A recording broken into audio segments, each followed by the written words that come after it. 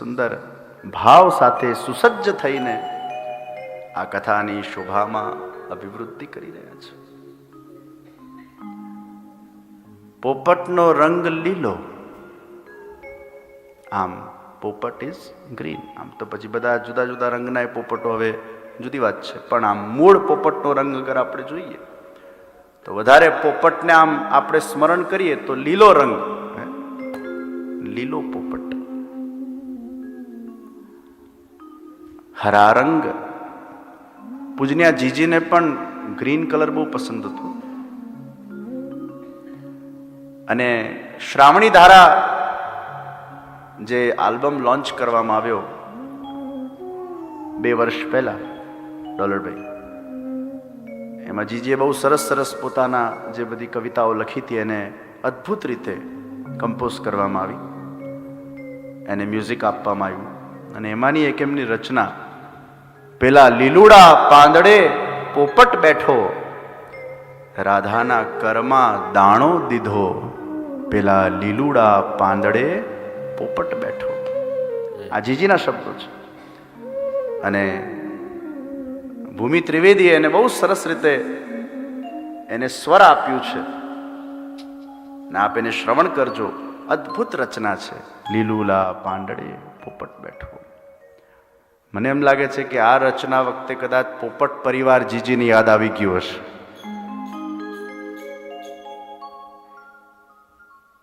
આપણા જે 7 ચક્રો છે આપણા બોડીના અંદર, એમાં જે અનાહત ચક્ર, જે આપણા હૃદય ભાગનું ચક્ર છે, એની અગર એનર્જી જોવામાં આવે, ઇટ્સ અ ગ્રીન એનર્જી. દરેક ચક્રનો એક રંગ છે અને એ રંગની એ એનર્જી છે. મૂલાધાર ચક્રમાં તમે જાઓ તો લાલ રંગ છે. અધિષ્ઠાન ચક્ર એના થોડાક ઉપર આવો તો ડાર્ક ઓરેન્જ. સોલર પ્લેક્સસ અહીંયા નાભીના થોડાક ઉપર મણિપુર ચક્ર પર તમે આવો, એની યેલો એનર્જી છે. વેન યુ ગો અપ, અને આપણા હૃદય વિભાગનો જે ચક્ર છે અનાહત ચક્ર, એ ગ્રીન એનર્જી. વિશુદ્ધ ચક્ર થ્રોટ ઉપર, એની સ્કાય બ્લુ એનર્જી.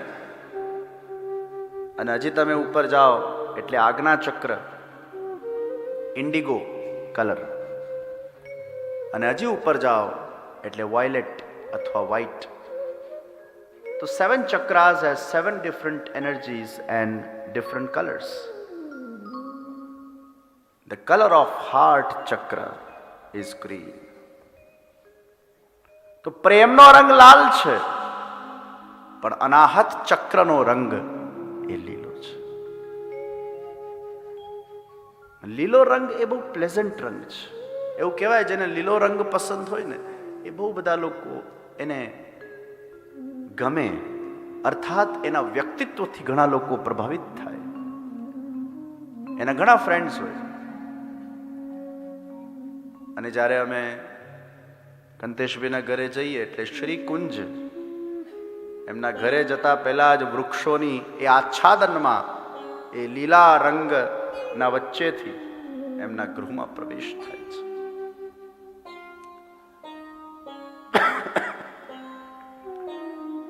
તો પ્રેમનો રંગ લાલ છે, પણ એનર્જી ગ્રીન છે. પૂજનીય જીજીને પન્નાના શિંગાર બહુ પસંદ હતો. ઠાકોરજીને પન્નાના શિંગાર એટલા બધા એ કરાવે ને એટલા સુંદર ધરે, કુમુદબેનને ખ્યાલ હશે. એટલે પોપટને જોઈને લીલો રંગ એ યાદ આવી જાય.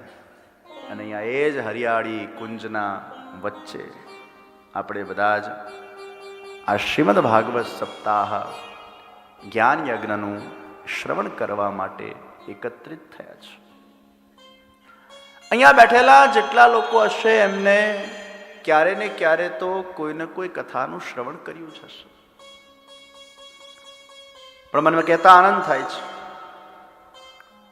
આમ તો મારી યુકેમાં, લંડનમાં ઘણી કથાઓ થઈ ગઈ, મારી પ્રથમ કથા શ્રીનાથજી ચરિતામૃત કથા પૂજનીય શ્રી જીજીની અધ્યક્ષતામાં વલ્લભ નિધિના પ્રાંગણમાં કરવામાં આવી હતી અને બહુ સુંદર વાતાવરણ હતું. 2 આચાર્ય પીઠ બનાવવામાં આવી હતી. એકમાં જીજી બિરાજતા અને એકમાં મને એમના સાનિધ્યમાં એ પ્રથમવાર લંડનના અંદર કથા કરવાનું સૌભાગ્ય પ્રાપ્ત થયું. એનું શ્રેય એ વલ્લભ નિધિને જાય છે. બીજા નંબરે કોટેચા પરિવારની કથા કૃષ્ણ ચરિતામૃત કથાનું આયોજન કરવામાં આવ્યું હતું. લેસ્ટરના અંદર પણ કથાનું આયોજન હતું. શ્રીનાથજી ચરિત્ર માન્ચેસ્ટરના અંદર પણ શ્રીનાથજી ચરિત્ર કથાનું આયોજન હતું. પછી બોદાણી પરિવારના માધ્યમથી આ જ હોલમાં કૃષ્ણ ચરિતામૃત કથાનું આયોજન કરવામાં આવ્યું હતું. અને થોડાક વખત પહેલા સાઉથ લંડનમાં જયેશભાઈ દેવ્યાનીબેનના નેતૃત્વમાં શ્રીનાથજી ચરિત્ર કથાનું ત્યાં આયોજન થયું. લંડન ખાતે આ મારી 5મી અને યુકે ખાતે 7મી, પરંતુ શ્રીમદ ભાગવત એ પ્રથમ કથાનું આયોજન પોપટ પરિવારના સન મનોરથ સ્વરૂપે અહીંયા આયોજિત કરવામાં આવ્યું છે. ભારતના અંદર શ્રીમદ ભાગવત સપ્તાહોનું આયોજન થયું, પણ યુકેમાં પ્રથમવાર આ સપ્તાહનો લાભ તમને અને મને બંનેઓને પ્રાપ્ત થઈ રહ્યું છે. તો કથાઓ ઘણી આપે શ્રવણ કરી હશે. ઘણીવાર એમ થાય કે કથાઓ કેટલી વાર શ્રવણ કરવી. પ્રસંગો તમને બધાને ખબર જ છે. અનેક વાર કૃષ્ણ જન્મ થયા, અનેક વાર ગૌચારણ લીલાઓનું શ્રવણ કર્યું, અનેક વાર આપણે ગોપી ગીત વેણુ ગીતને શ્રવણ કર્યું, અનેક વાર આપણે અલગ અલગ ચરિત્રોને શ્રવણ કર્યા. પરંતુ છતાંય એ કથા આપણને નિત નવી લાગે છે. જ્યારે જ્યારે કથામાં આવીને બેસીએ ત્યારે કંઈક ને કંઈક નવી અનુભૂતિ થાય છે, કંઈક નવું જાણવા મળે છે.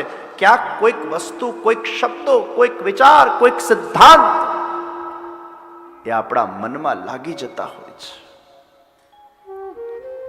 તમે બધાએ આ અનુભવ ક્યારેક કર્યો હશે.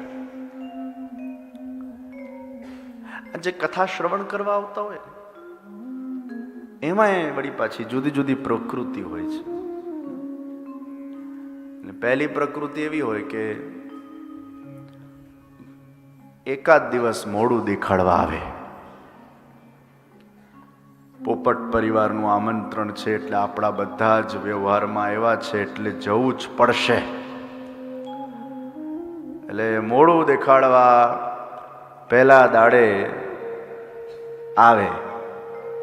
એમને કથાથી બહુ નિસ્બત ના હોય, એમને ખાલી વ્યવહાર સાચવવામાં રસ હોય.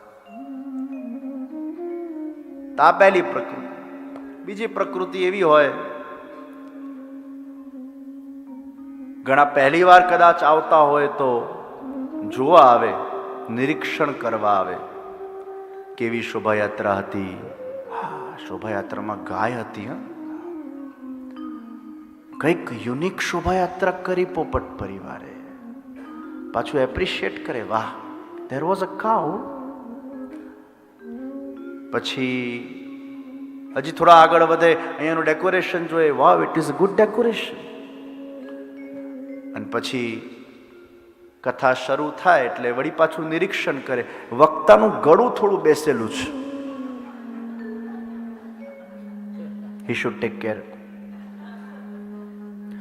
અને વળી પાછા એવા બહુ પાછી ચિંતા કરવા વાળા લોકો કથા પતે ને પછી કઈ ને કઈ ડબ્યું આપી જાય.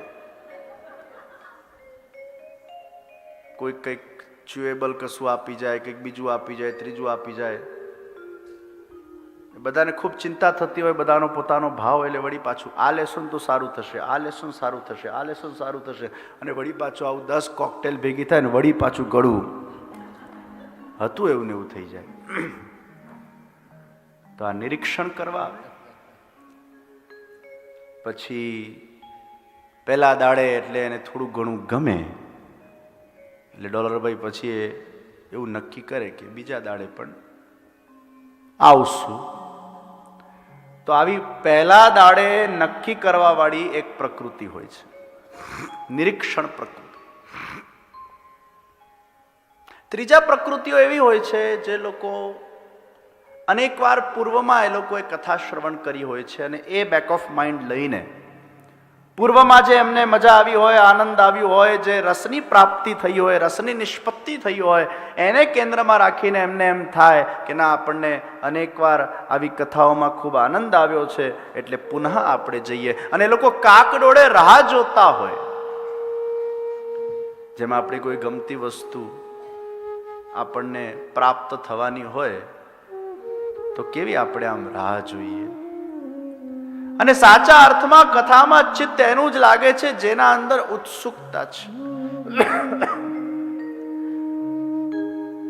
ઉત્સુકતા ઇઝ વેરી વેરી ઇમ્પોર્ટન્ટ. જાણવાની ઈચ્છા, જાણવા માટેનો એ ઉત્સાહ, એ ઉત્સુકતા, આમ રાહ જોઈને બેઠા હોય. ઉત્સુકતા, ઉત્સાહ અને ઊર્જા, આ ત્રણ અગર આપણા અંદર હોય તો એ કથા ન રહીને એ ઉત્સવ બની જતી હોય છે. ઘણામાં ઉત્સુકતા હોય, ઉત્સાહ હોય, ઊર્જા હોય, આ ત્રણ હોય એટલે કથા ઉત્સવ બની જાય. તમને કોઈ ગમતો વ્યક્તિ જ્યારે મળવાનો હોય, તમારી ગમતી કોઈ ગેમ ટીવી પર આવવાની હોય, તમારે કોઈ ગમતી જગ્યાએ જવાનું હોય, તો countdown starts from 7-8 days before. અને પછી તમને એના વિચારો આવવા લાગે અને એક એક દિવસ તમે આમ કાઢતા જાઓ, ક્યારે થશે, ક્યારે થશે, ક્યારે થશે, અને એના જ વિચારોમાં તમારું મન એ જતું રહે. फिर वो मन तुम्हारे पास नहीं रहता, वो मन चुरा लिया जाता है उस उत्सुकता में, उस उत्साह में. પોપટ પરિવાર કેટલા દિવસોથી આ પ્રિપેરેશન્સ કરે છે આ દિવસની રાહ જોવા માટે. ઉત્સુકતા, ઉત્સાહ, ઊર્જા. તો અમુક પ્રકૃતિઓ એ પ્રતીક્ષા કરીને બેઠી હોય છે. અમુક પ્રકૃતિઓ એ બહુ જ જાણકાર પ્રકૃતિઓ હોય છે. બહુ જ ઘરે વાંચન કરતા હોય, બહુ જ બધાને સાંભળતા હોય, બહુ શુદ્ધ છે. અને પછી એ લોકો કેવા, એ આમ સાંભળે ને પછી એમને ઘણું બધું પાછું ખબર હોય, હવે આવું આવશે, હવે આવું આવશે, હવે આવું આવશે, એટલે પહેલાથી જ બાજુવાળાને બધું કહેવા લાગે આવું આવશે, આવું આવશે. એ પેપર ફોડવામાં એક્સપર્ટ હોય. એ પ્રકૃતિને એમાં રસ હોય કે જો મને બધું ખબર છે ને, અને પછી પેલા કે હા તમે કહેતા હતા એકદમ સાચું, વાહ મેં નહોતું કીધું, આવું આવશે. They premeditate, this will come. તો જુદા જુદા ભાવથી લોકો કથાને શ્રવણ કરતા હોય છે. પણ એક વસ્તુ નક્કી છે, તમે કોઈની પણ ઈચ્છાથી કે કોઈ પણ ભાવથી કેવી પણ રીતે આ 7 દાડામાંથી કદાચ એક દિવસ પણ આ કથાના મંડપ સુધી પહોંચ્યા એટલે પ્રમાણિત થયું કે તમારું વરણ અને સિલેક્શન એ સાક્ષાત શ્યામ સુંદર ભગવાન શ્રી કૃષ્ણ દ્વારા થયું છે. ભગવાન શ્રી કૃષ્ણના સિલેક્શન વગર આપણે કથામાં આવીને બેસી નથી શકતા. જન્મ જન્મના આપણા પાપો જ્યારે દૂર થાય ત્યારે કથા શ્રવણનો અવસર મળે. જન્મ જન્મના પાપો જ્યારે દૂર થાય ત્યારે કથા શ્રવણથી એક કૃષ્ણ પ્રેમ ઉદ્ભવતો હોય છે. નૃણાનામ જન્મ સહસ્ત્રેષુ તપો ધ્યાન સમાધિભિ નરાણામ ક્ષીણ પાપાનામ કૃષ્ણ ભક્તિ ભક્તિ પ્રજાયતે. કથાને શ્રવણ કરતા કરતા, ભગવત સેવા કરતા કરતા જેમ જેમ આપણા પાપો ધોવાતા જશે, દોષો દૂર થતા જશે, તેમ તેમ એ કૃષ્ણની ભક્તિ એ ઉદ્ભવતી જશે. ઠાકોરજીની સેવા બધા કરતા હોય પણ બધામાં એ ભાવ જન્મે છે, બધામાં એ પ્રેમ જન્મે છે. સેવા કરીએ પણ ઘણીવાર એ સેવા ક્રિયાત્મક થઈ જતી હોય છે, કેવલ એક સાધનાત્મક સેવા થઈ જતી હોય છે. સેવા એક સાધન જ છે ફલને પ્રાપ્ત કરવા માટે, પ્રેમને પ્રાપ્ત કરવા માટે. તનુજા વિત્તજાના ફલ સ્વરૂપ માનસી. પરંતુ કેમ હજી કૃષ્ણ ભક્તિ આપણા હૃદયમાં એ પ્રગટ થતી નથી? ક્યાંક કોઈક દોષ છે, કોઈક વ્યવધાન છે, કોઈક અપરાધ છે, કોઈક બંધન છે, કોઈક વિઘ્ન છે. પણ જેમ જેમ આપણે સાધન કરતા જઈએ છીએ તેમ તેમ આપણા પાપો દૂર થતા જાય છે. કૃષ્ણ ભક્તિ પ્રજાયતે. ત્યારે કૃષ્ણ ભક્તિ એ પ્રગટ થાય છે. કથા એ ભગવાનની ભક્તિને પ્રગટ કરવા માટેનું શ્રેષ્ઠ સાધન છે. પ્રિયજનો, જેનામાં તમને પ્રેમ છે, જે તમારો ઈષ્ટદેવ છે, તમારે એની કથા એકદમ ભાવથી સાંભળવી જોઈએ. અને કથાને શ્રવણ કરતી વખતે આપણા હૃદયમાં બીજા કોઈ નહીં, આપણા ઘરે વિરાજમાન જે આપણા શ્યામ સુંદર છે, જે પૂર્ણ પુરુષોત્તમ ભગવાન વિરાજે છે, એનું સ્મરણ, એનું ચિંતન એ જ આપણા હૃદયમાં હોવા જોઈએ. અને આ બીજા કોઈની કથા નથી, આ એની જ કથા છે જે મારા ઘરે બિરાજે છે. આ ભાવનાથી જ્યારે આપણે કથા શ્રવણ કરીએ છીએ ત્યારે આપણા નિજ સેવ્ય સ્વરૂપ માટે આપણો ભાવ, આપણી ભક્તિ, આપણી શ્રદ્ધા એ નિરંતર અભિવૃદ્ધ બનતી જાય છે.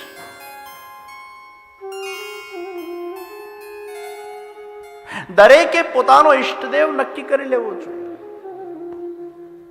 किसी के इष्ट देव कृष्ण हो तो किसी के राम हो, किसी के महादेव हो तो किसी के कोई माताजी हो. દરેકના પોતપોતાના પ્રભુ છે. અને જેના જે પ્રભુ હોય એમાં એનું પૂર્ણ સમર્પણ હોય. અને જ્યારે એ એના ઈષ્ટદેવની કથાને શ્રવણ કરે છે ત્યારે એના પ્રભુ માટે એનો ભાવ નિશ્ચિત વૃદ્ધાયમાન થતું હોય છે. આ સંસાર સાગરના અંદર, આ ભવસાગરના અંદર, આ ઘોર કલિયુગના વચ્ચે આપણે રહી રહ્યા છીએ.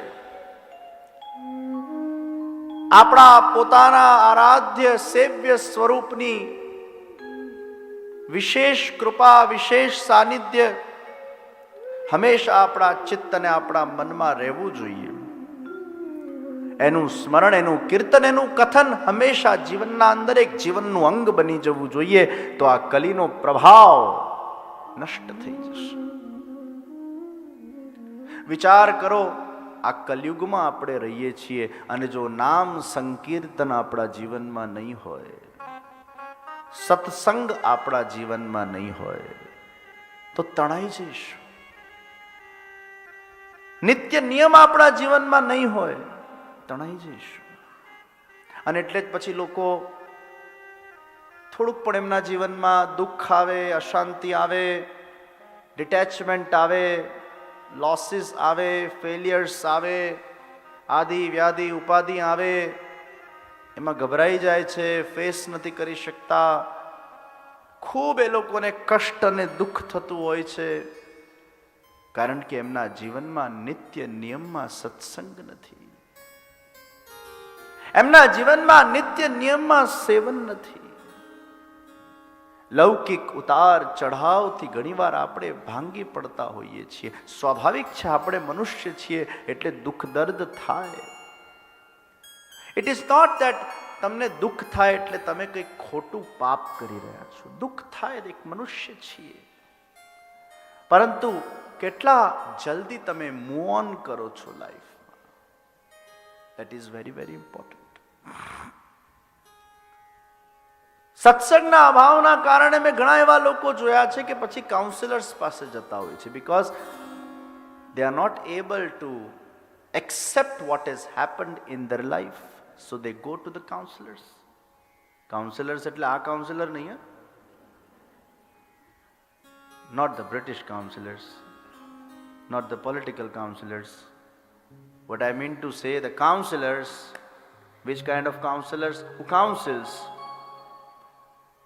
They have the classes going on, they take hourly charges, few pounds, and they guide you. They have a 45 minutes, 1 hour session, and then you go to them, you talk about your all kinds of miseries, and then they will guide you. Happen, forget it. Whatever happens for good. Then they'll tell you the story of some other client, what happened in their life and how they faced. Then they guide you to become positive. Then they tell you to give positive affirmations to your own self, how to wake up and how to sleep and what to do and what not to do and how to overcome the negative thoughts and all those things. They charge X amount of pounds for 1 hour. એના કરતાં 7 દિવસની કથા સાંભળી લે ને, આ બધું મફતિયું મળે છે. 7 દાડાની કથામાં બધું મફતિયું મળી જાય છે. ઘેર બેઠા આટલો બધો ખર્ચો કરવાની જરૂર છે? આ કાઉન્સિલરોના બોલબાલા એટલે જ થયા કારણ કે કથામાં લોકો નથી આવતા. જેના જીવનમાં કથા છે પછી ક્યાં કોઈ વ્યથા છે ભાઈ? डिप्रेशन आवे ज नहीं, असंभव कि उसके जीवन में डिप्रेशन आ सकता है. कथाનું શ્રવણ જે વ્યક્તિ સતત કરે છે. મોરારી બાપુ બહુ સુંદર વાત કરે ડોલરભાઈ કે મારી કથા એ લોકોના ચિત્તને પ્રસન્ન કરવા માટે છે. અને જે પ્રસન્ન હોય ને, જેના જીવનમાં પ્રસન્નતા છે, એને પછી કોઈ પણ માનસિક રોગ ન થઈ શકે, કારણ કે એનું ચિત્ત પ્રસન્ન છે. Smiling face, always be happy. ઘણાનું મોડું જોઈએ તો એમ લાગે ઓહો હો કેટલો ભાર લઈને ફરે છે. અને ઘણા લોકો પાસે આપણે બેસી એટલે રોદડા જ રડે, રોદરા જ રડે, રોદરા જ રડે. આપણને થાય ઠીક છે, ક્યારેક આપણા જીવનમાં એવા અવસરો આવે ને આપણે સાંત્વના આપવી પણ પડે, અને સાંત્વના અપેક્ષિત પણ હોય, એક જુદી વાત છે. એવા પ્રસંગોની હું વાત નથી કરતો, પણ in day to day routine લાઈફમાં જે લોકો રોદડા જ રડ્યા કરતા હોય, આ પ્રોબ્લેમ છે, પેલું પ્રોબ્લેમ છે, ધીસ પ્રોબ્લેમ, ધેટ પ્રોબ્લેમ, પ્રોબ્લેમોમાંથી વ્યક્તિ બહારના. પ્રોબ્લેમ કોના લાઈફમાં નથી ભાઈ? હું હંમેશા મારા કથા પ્રવચનોમાં કહેતો હોઉં છું કે we are like a rose and we live the life with the thorns, and a rose cannot expect a life without thorns. A man cannot expect a life without problems. Problems is a part and parcel of the life. If you have got this life, you have to face it. દુઃખ અને સુખ એ મનની અનુકૂળ અને પ્રતિકૂળ સ્થિતિ છે. જેમ જેમ તમે સત્સંગમાં આગળ વધતા જાઓ છો, ભક્તિમાં આગળ વધતા જાઓ છો, તેમ તેમ દુઃખ પ્રૂફ બનતા થાઓ છો. જેટલી અજ્ઞાનતા વધશે એટલું દુઃખ વધશે, જેટલું જ્ઞાન વધશે એટલું સુખ વધશે. मूल में हम जिनकी तलाश कर रहे हैं वो स्वयं हमारे अंदर आकर विराजमान है, और वही हमारे अंतर्यामी भगवान श्री कृष्ण है. आज नहीं तो काले कृष्णनी शरणागति थी ज, તમારા ઈષ્ટદેવની શરણાગતિથી જ તમને શાંતિ મળશે, તમને આનંદની ઉપલબ્ધિ થશે. તો ભાગવતજી એ શ્રેષ્ઠ સાધન છે ભગવાનના નજીક પહોંચાડવા માટે. अगर प्रभु के नजदीक पहुंचना है तो भागवत एक बहुत ही सहज सहारा है और बार बार ये सहारा हमें प्राप्त होता जाए, बार बार ये कथा हमें प्राप्त होती जाए. आमे एक बार सांभळेલું કોણે યાદ રહે છે? જેને અનેક વાર કથાઓ સાંભળી છે ને એનું પાકું થાય છે. મને સાચું કહો, આપણને એક વારમાં યાદ રહે છે? ચલો કદાચ યાદ રહે છે તોય ઉતરે જ ખરું. સાંભળીએ છીએ ઘણું બધું, અરે વાંચીએ છીએ ઘણું બધું. તમે 84-252 ની વૈષ્ણવની વાર્તા આખી વાંચી જાઓ, તમને કેટલું યાદ રહે તમારે જાતને પૂછજો. એ પાકું થયા કરશે. જેમ જેમ સાંભળતા જશો એ પાકું થતું જશે. મને એક જણાએ પૂછ્યું કે આ એક ને એક કથા વારંવાર સાંભળવાથી શું મળે? એટલે મેં એને કીધું, એકના એક દાળ ભાત ખાવાથી શું મળે? અને વળી પાછા સૌરાષ્ટ્રના લોકો તો દાળ ભાત ખાધા પછી એ જ એકની એક છાસ. પાછો દુનિયાના કોઈ એક ખૂણે જાય છાસ તો જોઈએ જ. શરદી હોય કે ગરમી હોય એને કફ વફ થાય જ નહીં. એક ને એક છાસ, એક ને એક દાળ ભાત. આપણા યંગસ્ટર્સ ફાસ્ટ ફૂડના શોખીનો એક ને એક પિઝા. તો એક ને એક ભોજનથી આપણને તૃપ્તિ પ્રાપ્ત થાય અને શરીરને પોષણ મળે છે, એમ એકની એક કથાથી પણ આપણા આત્માને તૃપ્તિ મળે છે અને આપણા મન અને બુદ્ધિને પોષણ પ્રાપ્ત થાય છે. શરીરનું ભોજન અગર દાલ ભાત શાક રોટલી છે તો આત્મા, મન અને બુદ્ધિનું ભોજન એ આ સત્સંગ છે. અને એટલે જ વારંવાર એનું શ્રવણ કરવાનું છે. મુહુરહુ રસિકા ભુવિ ભાવુકાહ. એ રસિકજનો વારંવાર ભાવપૂર્વક કથાનું રસપાન કરે છે. નિગમ કલ્પ તરોર ગલિતમ ફલમ સુખ મુખાદ અમૃત દ્રવ સંયુતમ.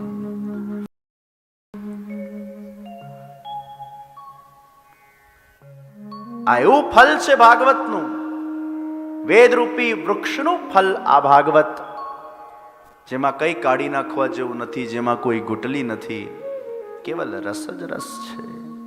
મુહુરહુ રસિકાહ ભુવિ ભાવુકાહ. बारंबार इसका रसपान वो हम करते हैं. કલર મારીએ ને પછી 2 હાથ મારવા પડે, 3 હાથ મારવા પડે, પછી પેલું આમ કલર પાક્કું ચોંટે. એમ વારંવાર આ કથાનું શ્રવણ, અને જેટલી વાર કરશો એટલી વાર કંઈક પામશો. જેટલી વાર કસરત આપણે કરતા જઈએ એટલી વાર આપણી કેલરીઝ ઘટે અને શરીર ધીરે ધીરે એના ચરબીઓમાંથી મુક્ત થતું જાય, એક્સ્ટ્રા ચરબીઓમાંથી.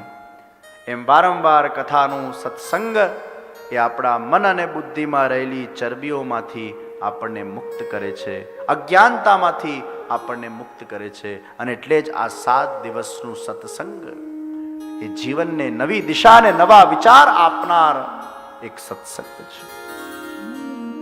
ઘણા એમ કે કથા અમે બેસાડી. હું કહું ના, કથા તમે નથી બેસાડી, કથાએ તમને બેસાડ્યા છે. અમે કથા બેસાડી, અમે કથા બેસાડી, અમે ના ના, કથા છે તો તમે બેઠા. 3 કલાક એક જગ્યાએ બેસવું આ એક તપ છે, આ એક ધ્યાન છે. કઈ રીતે બેસાય? ઘેર બેસી જુઓ 1 કલાક સોફા પર, અશક્ય. અને આ બધા તો વળી પાછા નીચે બેઠા છે પલાઠું વાળી, એ તો અઘરામ અઘરું કામ છે. અને એમાં 2 કે 3 કે 4 કલાક સુધી, અને એમાં પાછું ટીવીમાં તો કેવું હોય, પિક્ચરોમાં ટીવીમાં તો બહુ બધા સીન્સ બદલાય, પાછું બેકગ્રાઉન્ડ મ્યુઝિક બદલાય, અને જુદા જુદા જુદા જુદા જુદા જુદા. અહીંયા તો હું બાવો મંગળદાસ.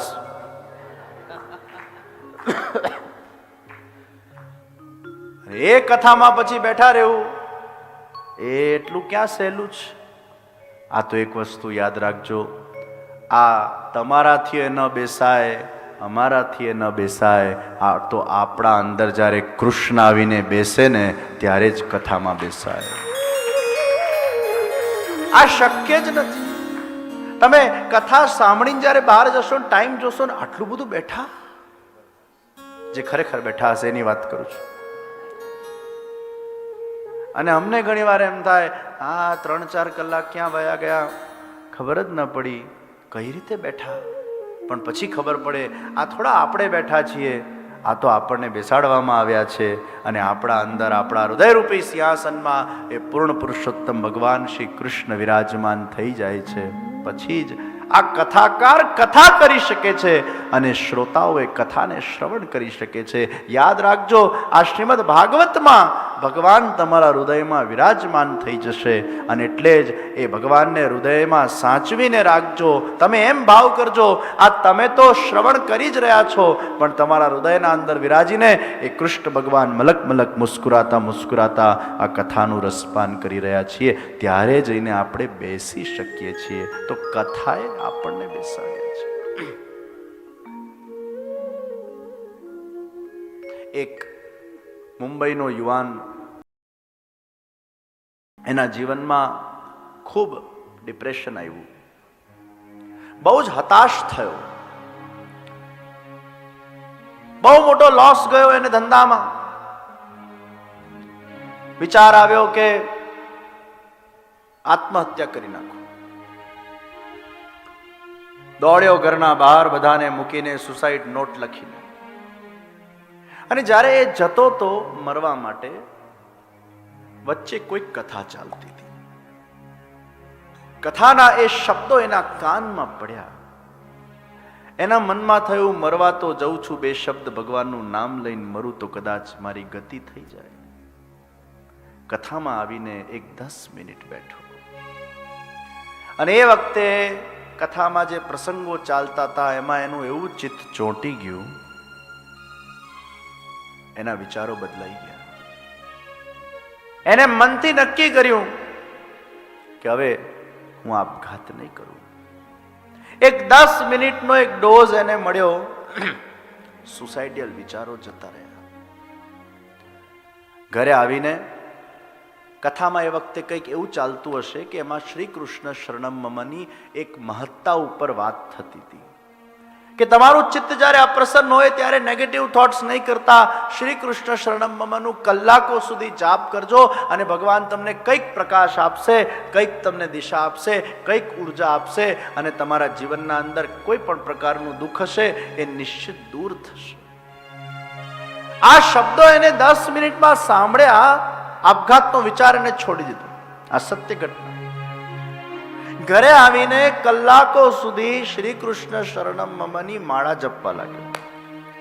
દિવસોના દિવસો સુધી માળા જપતો રહ્યો, પુરુષાર્થ કરતો રહ્યો, માળા જપતો રહ્યો, પુરુષાર્થ કરતો રહ્યો અને એને એટલી બધી સફળતા પ્રાપ્ત થઈ ગઈ, એનું દેવું બધું જ ધીરે ધીરે ભરાવા લાગ્યું.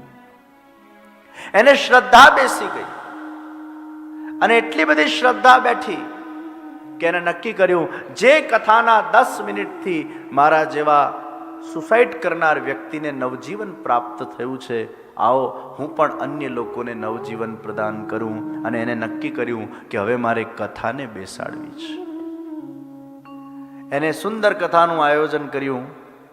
એટલે પછી જે કથાકાર હતા એને પૂછ્યું કે આ કથા કોણા માટે કે કોણા મનોરથથી કે કયા કારણથી રાખેલી છે.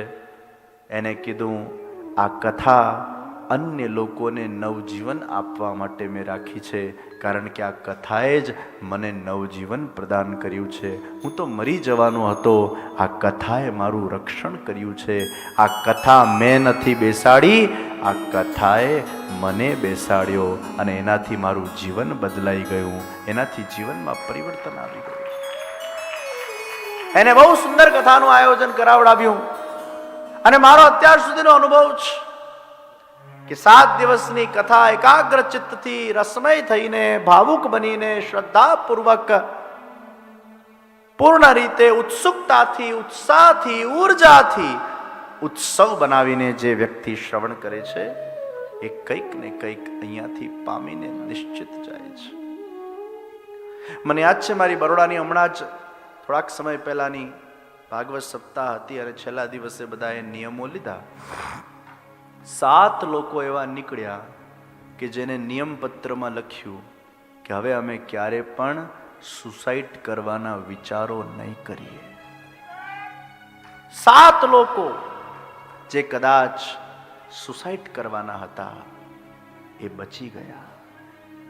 મને યાદ છે જ્યારે કોરોના કાળ હતું અને યુકેમાં જ એક વ્યક્તિને કોરોના થઈ ગયું હતું. ભયંકર ડિપ્રેશનમાં જતા રહ્યા હતા અને એમને યુટ્યુબ ઉપર શ્રીનાથજી ચરિત્ર કથાનું રસપાન કર્યું. એનાથી એમને એટલી શક્તિ શ્રીનાથજી બાબાએ આપી, એટલી બધી ઉર્જા એમને મળી કે જે ડિપ્રેશનમાં જતા રહ્યા હતા એમને લાગતું હતું હું સાજી જ નહીં થઉં, અને એ કથાએ એમને એક ઉત્સાહ અને નવજીવન આપ્યું. એમને પત્ર લખ્યો અને મને યાદ છે કે કદાચ વિવાયો યુકેના માધ્યમથી એ પત્રને એમની રજામંદી લઈને પબ્લિશ પણ કરવામાં આવ્યો હતો, કારણ કે બીજા લોકોને કથાની મહત્તા ખબર પડે કે આ 7 દિવસ એ જીવનના કેવા અમૂલ્ય દિવસો છે. આ 20, 25, 30 કલાકના આ સત્સંગનું આ સત્ર એ તમારા જીવનને બદલી નાખવા વાળું હોય છે. ત્યારે એ કથાથી વ્યક્તિના જીવનને એક દિશા અને માર્ગદર્શન પ્રદાન થતું હોય છે. તો આ કલિકાલના અંદર ભગવદ નામ સ્મરણ સત્સંગ જ આપણને આ કાલના મુખના ગ્રાસ બનવાથી ક્યાંક રોકતું હોય છે. અનેક કથાઓ થાય છે, અનેક સત્સંગો થઈ રહ્યા છે.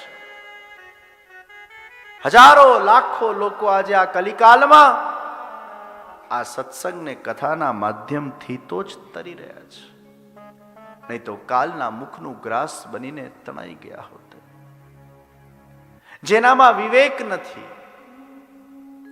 જેનામાં અજ્ઞાનતા છે, જેનામાં સારા નરસોનું જ્ઞાન નથી, જેને આ જીવન મૃત્યુના આ ફેરામાંથી મુક્ત નથી થવું, જેને કેવલ ભોગ વિલાસ ને એશો આરામનું જીવન જીવવું છે, આ લોકોના જીવનમાં અને મનુષ્યના જીવનમાં ફરક શું છે? ધર્મો હિતેષામ અધિકો વિશેષઃ ધર્મેણ હીના પશુભિઃ સમાનાઃ. धर्म का आचरण मनुष्य कर सकता है. बुद्धि भगवान ने मनुष्य को दी है. બીજા લોકોનું જીવન, પશુઓનું જીવન એ કેવલ માત્ર ચર ચર ચર ચર ચર ચર કરવાનું છે. એ ક્યાંથી મને ભોજન મળે એની તલાશમાં આખું જીવન કાઢી નાખતા હોય છે. કેવલ માત્ર પોતાના શરીરને જ ફીડ કરવા માટે એમનું જન્મ થયેલું છે અને એના જ માટેના વિચારોમાં આખો દિવસ એ લોકો યત્ન કરતા હોય છે. એટલે ચર ચર ચર ચર કરે એને પશુ કહેવાય, પણ વિચર વિચર વિચર વિચર કરે એને મનુષ્ય કહેવાય. ચરે એને પશુ કહેવાય, વિચરે એને મનુષ્ય કહેવાય. આ વિવેક જ્ઞાનથી પ્રાપ્ત થાય છે અને આ વિઝડમ એ પશુ પાસે નથી, આ વિઝડમ મનુષ્ય પાસે છે. જે વિઝડમના માધ્યમથી એ પોતાના આ દેહ વડે એ પોતાના આત્માનું કલ્યાણ કરી શકે છે. આ દિશા અને માર્ગદર્શન સત્સંગના માધ્યમથી આપણને પ્રાપ્ત થાય છે. તો અમુક લોકોનું જીવન એ કેવલ દિશાહીન જીવન છે, એમનું કલ્યાણ થતું નથી. અને એટલે જ જેનું કલ્યાણ કરવા ઈશ્વર માંગે છે એમને જ આ સત્સંગ આપે છે. તો કલીના પ્રવાહને રોકવા માટે સત્સંગનું એક તણખડું કાફી છે. બહુ સુંદર મહાભારતનો પ્રસંગ કે જ્યારે ભગવાન સ્વધામ પધારતા હોય છે ને એ વખતે યુધિષ્ઠિરે પ્રશ્ન કર્યો કે કલયુગ હવે આવશે આપના પધાર્યા પછી, તો આ કલયુગનું લક્ષણ કેવું હશે? ये कलयुग कैसा होगा? ભગવાને 5 પાંડવોને કીધું જાઓ તમે આખા દિવસ દરમિયાન વિચરો અને તમને જે કંઈ પણ દેખાય એ મને આવીને કહો. તો યુધિષ્ઠિરજી ગયા, પાછા આવ્યા અને ભગવાનને કહ્યું મેં એક અજીબ ઘટના જોઈ. 2 માથાવાળો હાથી અને 2 સૂંઢવાળો હાથી. આવું ક્યારે પણ જોવા ન મળે, પણ મને આવી કંઈક વિચિત્ર ઘટના જોવા મળી. ભીમને પૂછ્યું ભીમ તે શું જોયું? પ્રભુ એક પક્ષી ઉડતો હોય છે અને એના પંખમાંથી વેદ મંત્રો એ ખરતા હોય છે, પરંતુ અજીબ વાત એ છે કે એના ચાંચમાં માંસનો લોંદો હતો. અર્જુનને પૂછવામાં આવ્યું, અર્જુન તુને ક્યાં દેખા? પ્રભુ, એક ગાય પોતાના વાછરડાને એટલું ચાટે છે, એટલું ચાટે છે, એટલું ચાટે છે, એટલું ચાટે છે, એટલું ચાટે છે કે ચાટી ચાટી ચાટી ચાટીને વાછરડો લોહી લુહાણ થઈ જાય છે, છતાંય માં રોકાતી નથી. This is horrible. મામા આટલો વિવેક નથી કે હવે આને ન ચાટવું જોઈએ અગર લોહી નીકળે છે તો. નકુલ, તે શું જોયું? પ્રભુ, મેં એવું જોયું કે 7 કુવા હતા, એમાં 6 કુવા છલોછલ પાણીથી ભરેલા અને એક કુવો ખાલી છે. અગર 6 ભરેલા છે તો 7મો ભરેલો જ હોવો જોઈએ ને, એકાથી ખાલી હોય. ઇમ્બેલેન્સિંગ. This is something weird what I saw.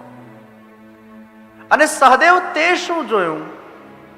Sahadev કે છે, મેં એવું જોયું, એક બહુ જ મોટી શિલા એ પહાડ પરથી આમ નીચે પડી રહી છે અને એક ઘાસનું તણખડું એ શિલાને રોકી દે છે. This is something which cannot be accepted. એક શિલા જે 2 હાથથી ન રોકાય, તણખડું રોકી. ભગવાન શ્રી કૃષ્ણએ પાંડવોને માર્ગદર્શન આપ્યું, सुनो, यही कलयुग के लक्षण है और कलयुग में यही होने वाला है. कलयुग में ऐसी ऐसी संभावनाएं हैं. અને અહીંયા જે આ બધી વાતો લખી છે એનો અર્થ એમ નથી કે કલયુગમાં બધા આવા છે. અમુક લોકો આવા હોય, અમુક સારા લોકો પણ હોય છે, અમુક ઓનેસ્ટ લોકો પણ હોય છે. બધા જ આવા એમ માની લેવાની જરૂર નથી. કોઈ બહુ દુર્ગુણ વાળો વ્યક્તિ હોય એમાં એક સદગુણ તો મળશે, અને કોઈ બહુ જ સદગુણ વાળો વ્યક્તિ હોય એમાં એક દુર્ગુણ તો હશે હશે ને હશે જ. એટલે બધા ખરાબ છે એવું માની લેવાની પણ જરૂર નથી. કઈ ખરાબી હશે એમાંય સારાઈ જ હશે, અને કોઈ સારાઈ હશે એમાંય ખરાબી હશે. इसलिए चंद्रमा कितना भी सुंदर है लेकिन एक दाग तो है. तो युधिष्ठिर, तुमने जो 2 माथे वाला हाथी देखा, एक कलयुगना राजाનું, સત્તાધીશોનું પ્રતીક છે. 2 માથા ને 2 સૂંઢ. અર્થાત જે લીડર્સ છે, કલયુગના જે સત્તાધીશો છે, પછી એ રાજકીય ક્ષેત્રમાં હોય કે કોઈ પણ સંસ્થાના ક્ષેત્રમાં હોય,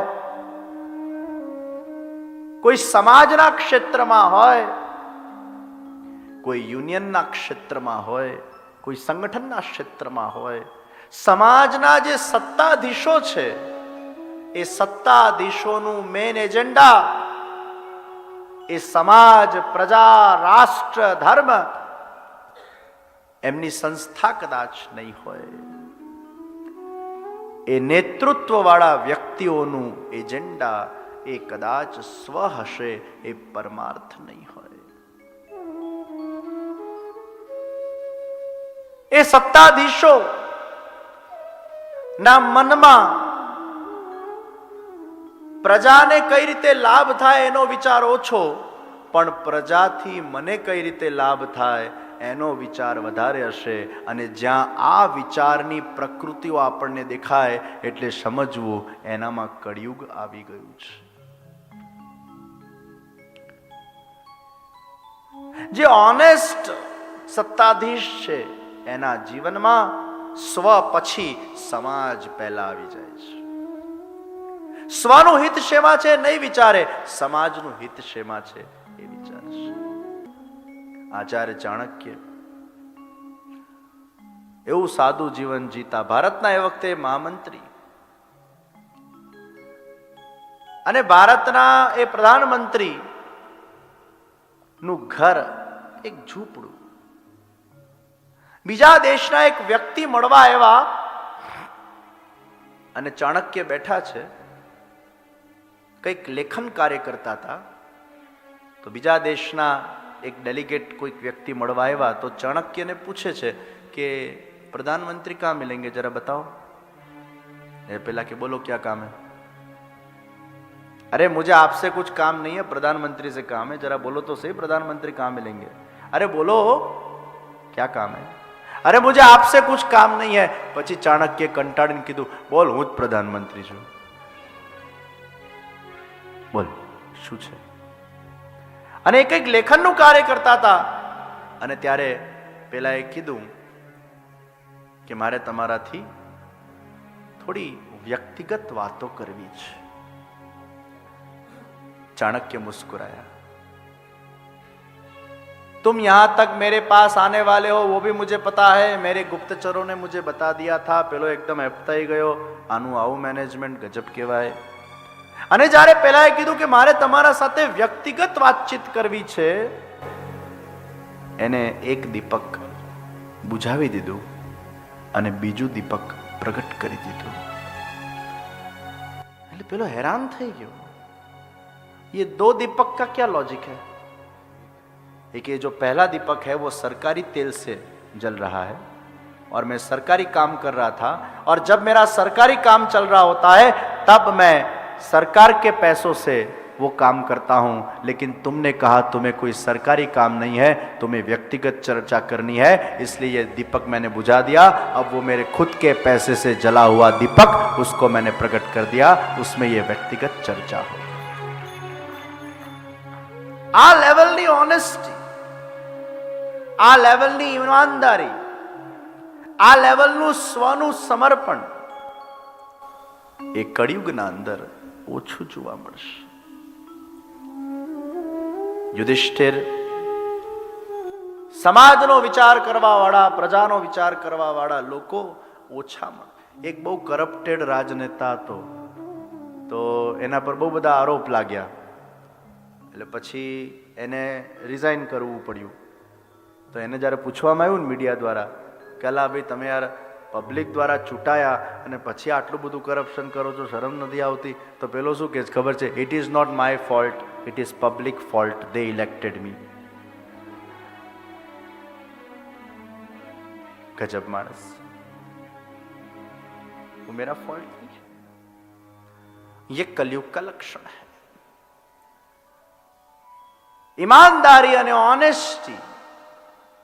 અને યાદ રાખજો, જ્યારે જ્યારે આપણે કોઈ પણ કાર્ય ઓનેસ્ટીથી કરીએ છીએ, ઈમાનદારીથી કરીએ છીએ, honesty it builds your self-esteem. Confidence is not important, self-esteem is important. Confidence comes and goes, but self-esteem is something when you're doing something right, when you are doing something as per the law, as per the rules and regulations, and when you are doing that consistently, you are building your self-esteem to that level that you are becoming fearless in your life, because you are so confident you have never done anything wrong in your life, so nobody can point a finger on you. This level of self-confidence, it gives you a self-esteem that gives you a self-confidence. અને એ honesty. અને એટલે જ આપણે જ્યારે કંઈ પણ કરીએ છીએ, કોઈ પણ ક્ષેત્રમાં હોય, પછી પરિવારનું ક્ષેત્ર હોય, રાજનીતિનું ક્ષેત્ર હોય, સમાજનું ક્ષેત્ર હોય કે ધર્મનું ક્ષેત્ર હોય, તમે જે કાર્ય કરો છો એ જ્યારે તમે પૂર્ણ દિલ લગાવીને ઈમાનદારીથી કરો છો, ત્યારે ભલે કદાચ એ વખતે તમે જ્યારે કામ કરતા હો છો, જોનાર કોઈ નથી, એની કદાચ નોંધ લેવાય કે ન લેવાય, તમને કદાચ યશ મળે કે ન મળે, પણ ઈશ્વરના દરબારમાં એની નોંધ ચોક્કસ લેવાતી હોય છે. ભગવાન એને ચોક્કસ જોતા હોય છે. ભગવાન એને ચોક્કસ રેકગ્નાઇઝ કરતા હોય છે. અને આજે નહીં તો કાલે ઈમાનદારીથી કરેલા કર્મનું ફળ એ વ્યક્તિને મળે ને મળે જ છે. એમાં કોઈ બેમત નથી. અને ઘણા લોકોના સફળતાનું રાજ અગર તમે જોશો, એ કેમ શિખર પર પહોંચ્યા, ક્યાંક એની બુનિયાદ એમની ઈમાનદારી હોય છે.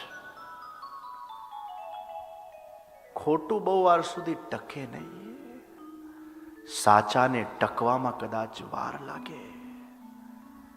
ટ્રુથને સસ્ટેન કરવામાં ક્યારેક વાર લાગે, પણ અસત્ય કદાચ એમ લાગે કે ટકી ગયું, પણ એની બુનિયાદ બહુ કાચી હોય છે. એકાદ ભૂકંપમાં એ ભૂકંપિત થઈને ચકનાચૂર થઈ જતું હોય છે. સત્ય કો टिकने में देर लगती है, लेकिन सत्य ठोस होता जाता है, सत्य परिपक्व होता जाता है, और वो परिपक्व सत्य लंबे वर्षों तक टिकता है. તો ભગવાનના દરબારમાં એની નોંધ એ ચોક્કસ લેવાય છે. અને એટલે જ આપણે જે કંઈ પણ કરીએ શુદ્ધ ભાવથી, એ ઠાકોરજીની સેવા હોય કે સમાજની સેવા હોય કે રાષ્ટ્રની સેવા હોય, ઈમાનદારીપૂર્વક આપણે કરીએ, ઓનેસ્ટીથી કરીએ, એને યજ્ઞ બનાવી દઈએ. યજ્ઞો દાનમ તપશ્ચૈવ પાવનાની મનીષિણા. યજ્ઞ, દાન અને તપ એ વ્યક્તિને પાવન કરી નાખે છે. વ્યક્તિને તો પાવન કરે જ છે, પણ એ વ્યક્તિ સાથે જોડાયેલા વ્યક્તિને પણ પાવન કરે છે, અને વ્યક્તિના સમાજને, રાષ્ટ્રને પણ પાવન કરી નાખે છે. યજ્ઞ એટલે કેવલ વૈદિક યજ્ઞ નહીં. તમે જે કંઈ પણ ઈશ્વરની પ્રસન્નતા માટે કાર્ય કરો છો એ યજ્ઞ બની જાય છે. પોતાના સ્વ માટે નહીં, પણ પરમાર્થને કેન્દ્રમાં રાખીને જ્યારે કાર્ય કરો છો એ યજ્ઞ બની જાય છે. યદ કરોશી યદ જુહોશી યદ દદાસી યદ તપસ્યસી કૌંતેય તત્કુરુષ્વ મદર્પણમ. યદ કરોશી યદ સ્નાસી યદ જુહોસી દદાસી યદ તપસ્યસી કૌંતેય તત્કુરુષ્વ મદર્પણમ. आप जो कुछ भी करो प्रभु को अर्पण करने के भाव से करो. वो कर्म कर्म नहीं रहता, भक्ति बन जाता है, वो यज्ञ बन जाता है. અને આવા યજ્ઞો એ વ્યક્તિને પાવન કરે છે. આવું દાન એ વ્યક્તિને પાવન કરે છે. યજ્ઞો દાનમ તપશ્ચૈવ. આવું તપ જીવનના અંદર સફળતાને પ્રાપ્ત કરવા માટે વ્યક્તિએ તપ કરવું પડશે. એ તપ જ એ વ્યક્તિને સમર્પણ આપે છે. કર્મ માર્ગમાં પણ જે લોકો આગળ વધ્યા છે એનું તપ છે. Consistently they are totally putting their efforts towards their goal without seeing day and night, totally focused on what they want to achieve for the community, for the country, for the mankind. તપ છે. તત્કુરુષ્વ મદર્પણમ. તો યુધિષ્ઠિર, કલયુગમાં આવા લોકો જોવા મળશે. ભીમ તે જે પક્ષી જોયા, વેદ મંત્ર ખરી રહ્યા હતા અને માંસનો લોંદો હતો ચાંચમાં.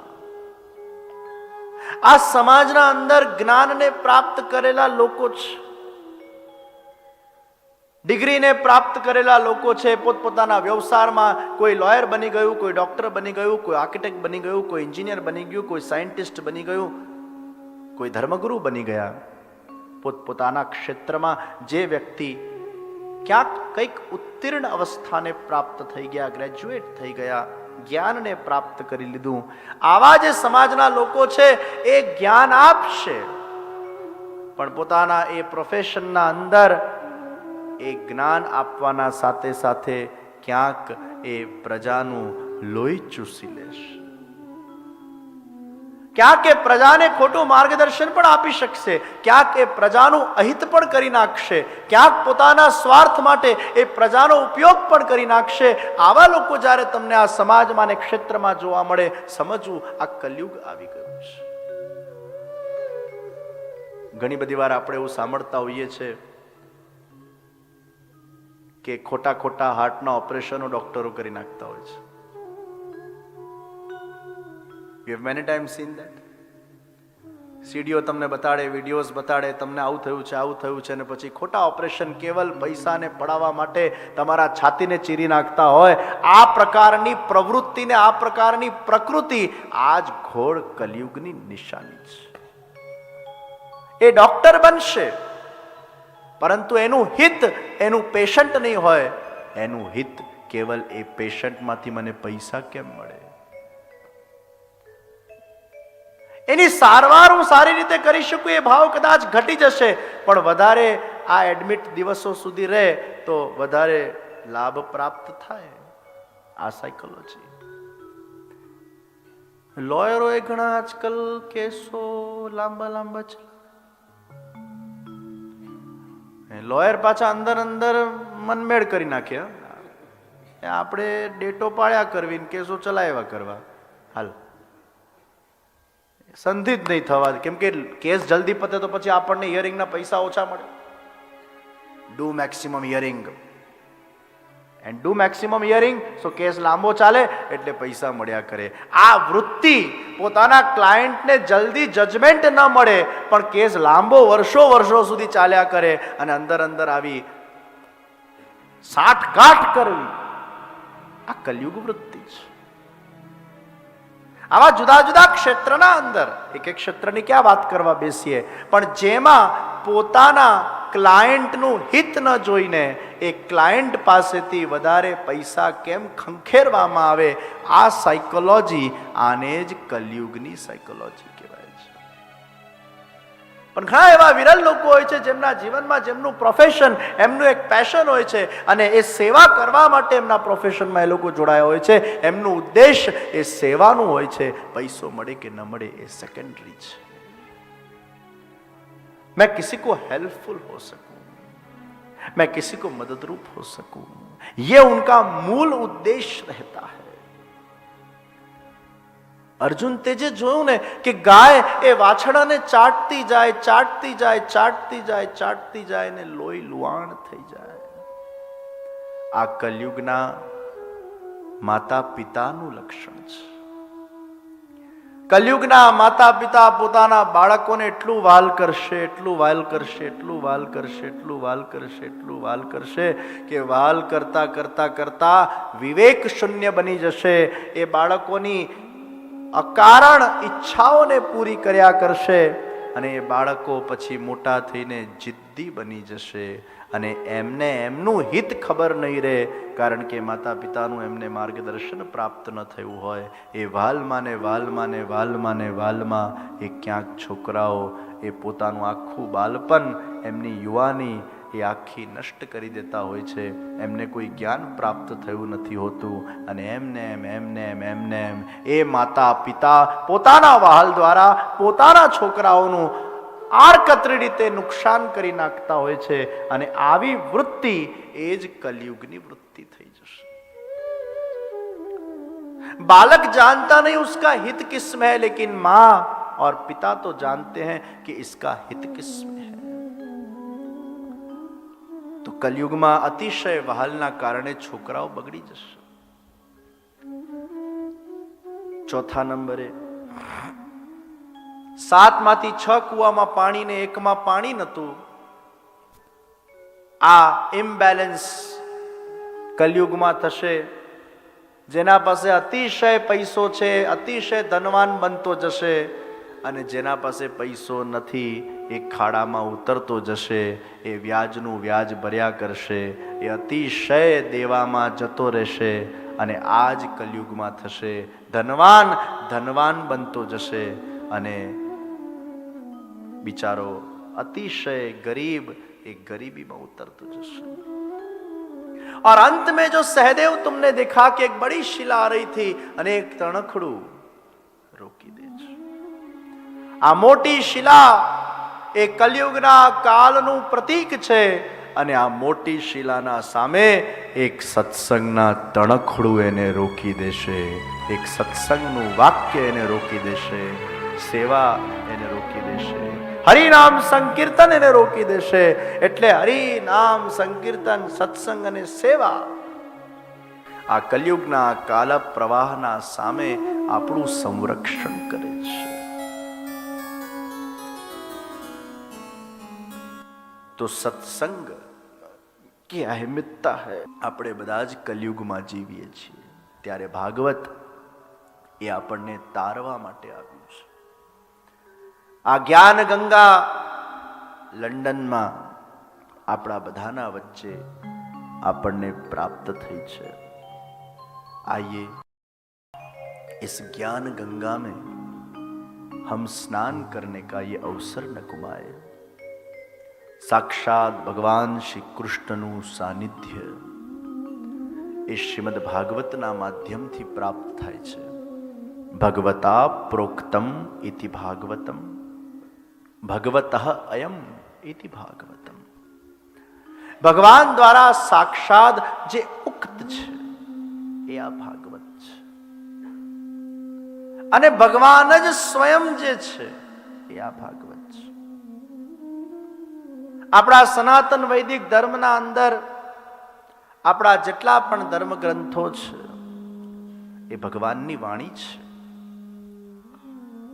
વેદાઃ શ્રી કૃષ્ણ વાક્યાની વ્યાસ સૂત્રાણી ચૈવ હિ સમાધિ ભાષા વ્યાસસ્ય પ્રમાણમ તચ્ચતુષ્ટયમ। વેદ, કૃષ્ણ વાક્યાણી ભગવદ્ ગીતા, બ્રહ્મસૂત્ર અને શ્રીમદ ભાગવતમ, આ ચાર મુખ્ય પ્રમાણ ગ્રંથો સનાતન હિન્દુ વૈદિક ધર્મના અંદર સ્વીકારવામાં આવ્યા। મહાપ્રભુજીએ આ ચાર પ્રમાણ ગ્રંથોને બહુ સુંદર પોતાની જોવાની એક દૃષ્ટિ આપી। વેદના જે અસ્પષ્ટ વિષયો છે એ ભગવદ્ ગીતાના માધ્યમથી દૂર થાય છે। ભગવદ્ ગીતામાં અગર કંઈ સંશય હોય તો એ વ્યાસ સૂત્રોથી દૂર થાય છે, અને વ્યાસ સૂત્રોમાં કોઈ સંશય હોય તો શ્રીમદ ભાગવતથી એ દૂર થાય છે। તો શ્રીમદ ભાગવતજી એ અંતિમ શ્રી વેદવ્યાસજીની અદ્ભુત અલૌકિક રચના, કે જે રચનાના માધ્યમથી વેદવ્યાસજીને પણ પરમ સંતોષનો અનુભવ થયો છે। અને શ્રીમદ ભાગવતમાં બધા જ પુરાણો આવી જાય છે। શ્રીમદ ભાગવતમ પુરાણ તિલકમ યદ વૈષ્ણવાનામ ધનમ, આ વૈષ્ણવોનું ધન છે, આ પુરાણ તિલક છે। આમાં બધા જ પુરાણો આવી જાય છે, એનો સાર એ શ્રીમદ ભાગવત છે। તો ચોથો પ્રમાણ ગ્રંથ છે, અને એને શ્રવણ કરવું એક જીવનનું દિવ્ય સૌભાગ્ય છે। શ્રીમદ ભાગવતજી સાથે ચાર અવતારો જોડાયેલા છે। સૌથી પહેલા ભગવાન વેદવ્યાસજી, જે ભગવાનના જ્ઞાન કલાના અવતાર છે। નમોસ્તુ તે વ્યાસ વિશાલ બુદ્ધે, વિશાલ બુદ્ધિ વાળા છે। મનુષ્યની અજ્ઞાનતાના કારણે મનુષ્યની બુદ્ધિ એ સંકીર્ણ બુદ્ધિ છે, નેરો માઇન્ડેડનેસ જે આપણે કહેતા હોઈએ છીએ।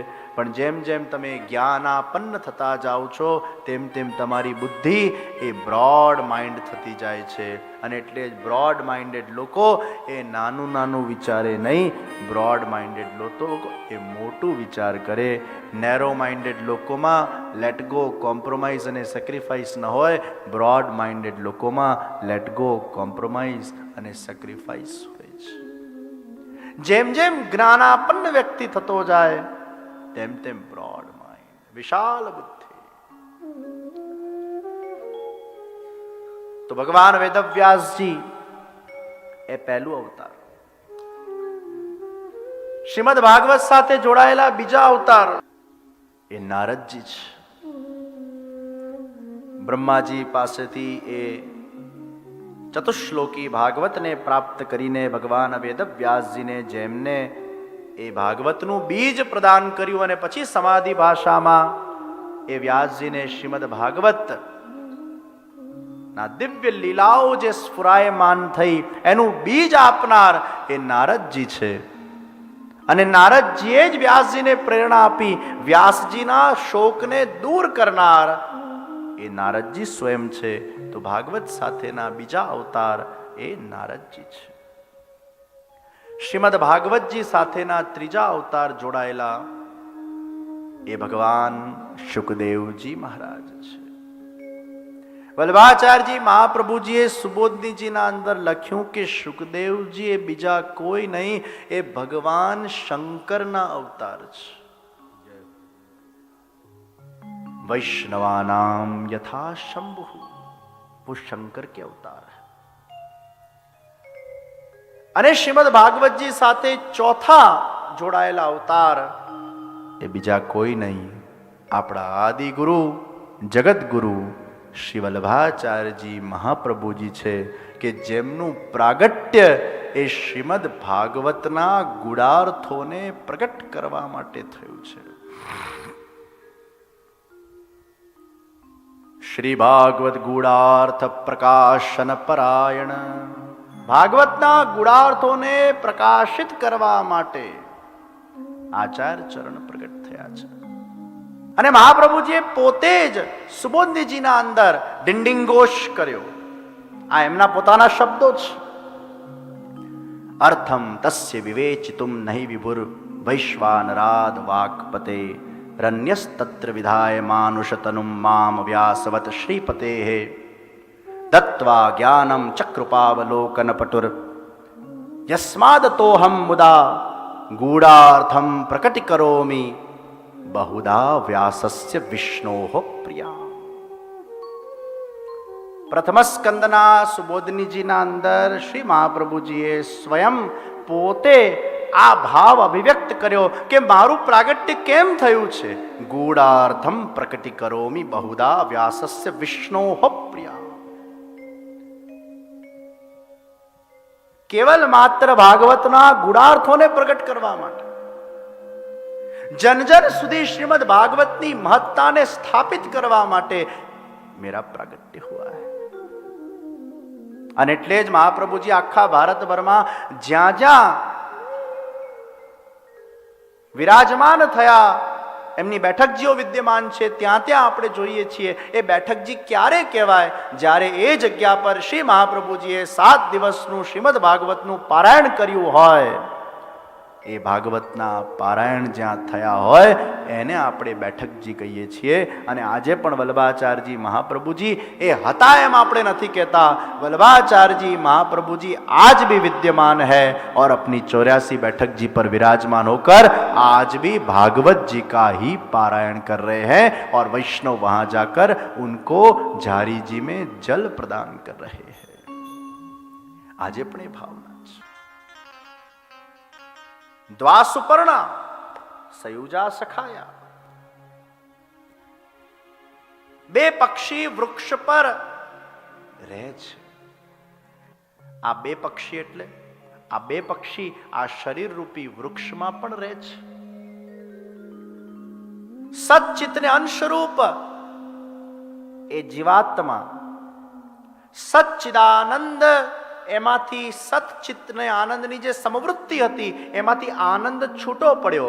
સતચિત્તનું અંશ એ જીવાત્મા આપણા અંદર છે અને આનંદરૂપી જે પરમાત્મા છે એ અંતર્યામી સ્વરૂપે આપણા બધાના દેહના અંદર વિરાજમાન થયા. એ દેખાતા નથી, એનો તિરોભાવ થયો, પણ આનંદ સ્વરૂપે અંતર્યામી સ્વરૂપે આપણા અંદર વિરાજમાન છે. તો સતચિતાંશ એ જીવ, આનંદ એ અંતર્યામી છે.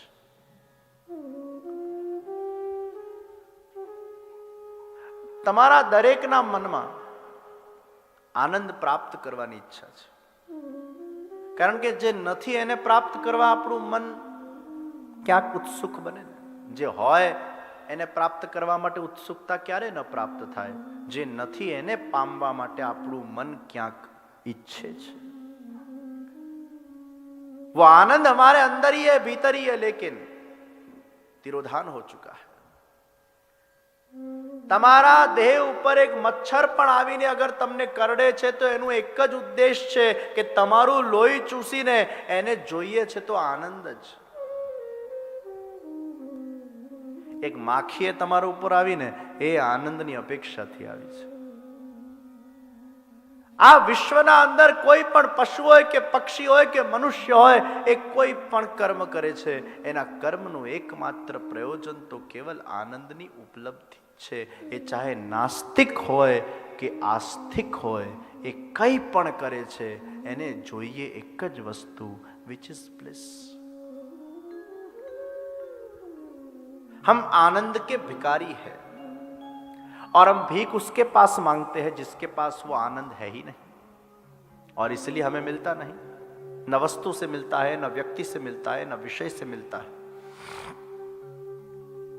તમારા બધાના અંદર જે કંઈક ગમે છે ને, મને આ ગમ્યું, લાઇકિંગ, પ્રિયતા, આ પ્રિયતા તમારા અંદર ત્યારે જ પ્રગટ થઈ શકે જ્યારે તમારા અંદર અંતર્યામી સ્વરૂપે આનંદ બેઠો હોય. જો આનંદ બેઠો ના હોય તો આપણામાં પ્રિયતાનો વિચાર જ પ્રગટ ન થાય, કારણ કે પ્રિયતા એ આનંદનું ધર્મ છે. ભલે તમારી પ્રિયતા એ ખોટી દિશામાં છે, તમારી પ્રિયતા એ નાશવંતમાં છે, તમારી પ્રિયતા એ શાશ્વતમાં નથી, પણ જે દિવસે તમારી પ્રિયતા એ શાશ્વત તરફ વધે છે, તે દિવસે તમારા અંદર રહેલો અંતર્યામી આનંદ એ આમ ઉછાળા મારીને પ્રગટ થઈ જશે, અને ત્યાં તમને એની એક ઝલક, એની એક અનુભૂતિ થવા લાગશે. અને એટલે જ ક્યારેક તમે અનુભવ કરજો, તમારા જીવનમાં એવા અલૌકિક પ્રસંગોમાં ક્યાંક તમને કોઈક વાર એ આનંદનો આવિર્ભાવ થઈ જતો હોય છે તમારામાં. સુખ નહીં, મજા નહીં, આનંદ. Which is not materialistic, which is not body oriented, which is not senses oriented, which is soul oriented, which is supreme soul oriented. And in that particular point of the time and the moment, you are not you yourself, you are somebody else, as if God has incarnated inside you, within you, because God is inside you as a form of the bliss antaryami, which is not seen or to an extent felt.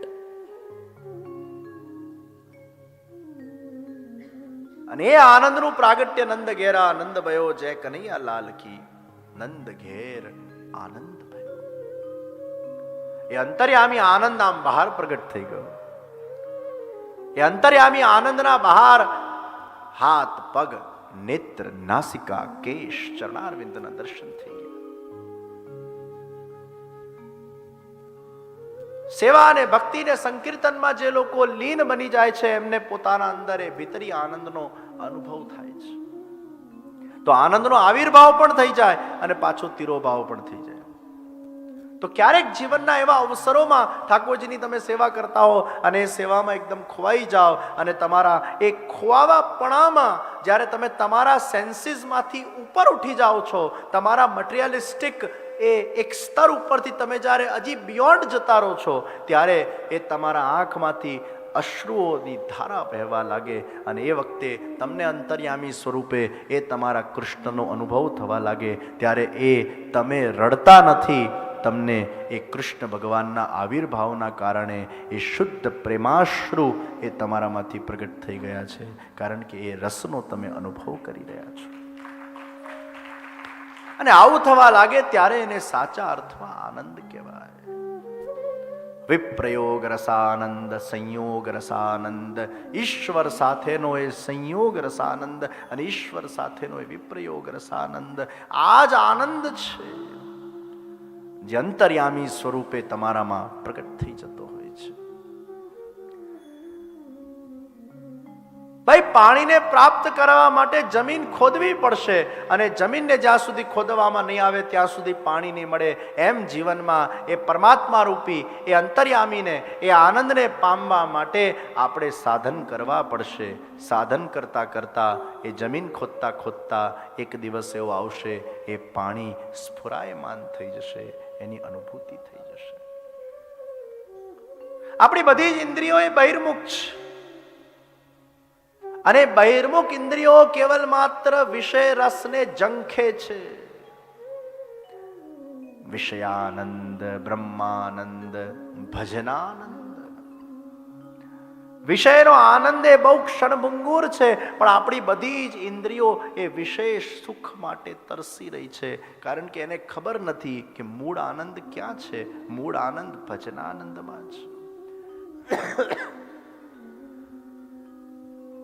અનેક દૈવી જીવોને મેં જોયા, હું મળ્યો અને એમને મેં પૂછ્યું, સંસારના ભોગને ભોગવીને એક થકાન મહેસૂસ થતી હોય છે. સંસારના ભોગને ભોગવતા ભોગવતા એક વૈરાગ આવી જતું હોય છે. સંસારના એક ક્ષણભંગુર પ્લેઝર્સને અનુભવ કરતા કરતા વ્યક્તિ થાકી જતો હોય છે, અને પછી એને રિયાલિટી ખબર પડે છે, there is nothing into it. આ તો બકરીના ગળાના આંચળ જેવું છે. બકરીના ગળાના આંચળના અંદરથી ક્યારે દૂધ ન નીકળે, અને એમ સંસારના આ ગળાના આંચળને ચૂસી ચૂસીને વ્યક્તિની દૂધની અપેક્ષાથી લાલાહિત બનીને એમાં કાર્યાન્વિત બનીને પોતાના જીવનનો સમય વ્યતીત કરતો કરતો જ્યારે એમાંથી એને કોઈ જ સફળતા પ્રાપ્ત થતી નથી, ત્યારે અસફળતાનો ભોગ બનેલો એ જીવ જ્યારે સત્સંગના માધ્યમથી પુનર્જાગૃત બનીને એના અંદર પુનર્રસની પ્રાપ્તિ થાય છે, અને પુનર એ ભગવદ સેવા સત્સંગ આદિ સાધનોમાં જોડાઈને જ્યારે એ જમીનને ખોદતો જાય છે, ત્યારે એને એ પરમાનંદનું એ રસ, એ પરમાनंदનું એ જલ એ પ્રાપ્ત થઈ જતો હોય છે. और इसलिए भगवान के तरफ अगर हमें जुड़ना है, मुड़ना है, तो सबसे पहले संसार के सत्य को जानना पड़ेगा कि संसार नाशवंत है और परमात्मा ही सत्य है. અને એટલે 70 વર્ષે વ્યક્તિ બધું ભોગવ્યા પછી એને ઈશ્વર તરફ વળવું જ પડે છે, એને अध्यात्म तरफ बढ़વું જ પડે છે, કારણ કે जो खालीपन है ना, वो हर एक व्यक्ति महसूस करता है. Everybody feels they are somewhere incomplete in their life. Why? Because that Purnanand God has not become a part of their life yet. Once the Purnanand God becomes the part of their life, then the incompleteness doesn't stay, and you become complete with His worship, with His bhajans, with His kirtans. And there are people who are feeling that completeness inside them because they have achieved something which they really wanted to. સંસારના સુખો તો એ માટલીમાં પાણી ભરાય ને કાણું પડે ને પાણી નીકળી જાય. આપણને લાગે પાણી ભરાયું પણ નીકળી ગયું. આજે તરસ્યા ત્યાં કાલે પાણી પીધું ને વળી પાછા તરસ્યા. આજે ભૂખ્યા ત્યાં કાલે ભોજન પ્રાપ્ત થયું, વળી પાછા ભૂખ્યા. સંસાર એ તૃપ્તિ નથી આપતો. અને એટલે જ હું અને મારું રૂપી અહમતા અને મમતા રૂપી સંસાર એ મિથ્યા છે, પણ મહાપ્રભુજી કહે છે જગત સત્યમ બ્રહ્મ રૂપમ જીવામ શોસ્યેવના. मैं और मेरा ये मिथ्या है, मैं और मेरा संसार मिथ्या है, यह अज्ञानता है, परंतु ये जगत सत्य है, ब्रह्म रूप है, जीवांशोस्त्येवना पर. जीव वो भगवान का अंश है. सच्चिदानंद रूपाय विश्वोत्पत्त्यादि हेतवे. આ વિશ્વની ઉત્પત્તિ, સ્થિતિ અને લય એના નિમિત્ત કારણ એ ભગવાન જ સ્વયં છે. ભગવાન આ જગતને પોતે જ ઉત્પન્ન કરે છે, પોતે જગત રૂપે સ્વયં અવતીર્ણ થાય છે. જેમ એ કરોડિયું જાળો બનાવે, પોતે જ બનાવે, પોતે જ રહે, અને જાડાને પાછું સમયાંતરે પોતાનામાં સમાવી લે, એમ જગતને ભગવાન જ બનાવે છે. ભગવદ રૂપ આ જગત છે, અને ભગવાન એમાં રહે છે, અને સમયાંતરે જગતને પોતાના અંદર સમાવી લે છે. જેમ સોનાની લગડી અને એમાંથી આભૂષણો બને, એમ ભગવાન સત્યરૂપી સોનાની લગડી છે, એમાંથી આ જગતરૂપી આભૂષણ બનાવે છે, અને સમયાંતરે એ આભૂષણોને પાછા એ લય કરી નાખે છે. એ સોનાની લગડી પાછા બની જાય છે. વિશ્વોત્પત્ત્યાદિ હેતવે. ભગવાને બ્રહ્મા વિષ્ણુ અને મહેશને પ્રગટ કર્યા અને બ્રહ્મા વિષ્ણુ અને મહેશના માધ્યમથી ભગવાન આ વિશ્વનું સંચાલન કરે છે. મને એક જણાએ પ્રશ્ન કર્યો કે વિષ્ણુ મોટા કે કૃષ્ણ મોટા? विष्णु के अवतार कृष्ण है या कृष्ण में से विष्णु है? तो विष्णु मोटा के कृष्ण मोटा? ब्रह्मा विष्णु महेश, विष्णु ना अवतार कृष्ण थे.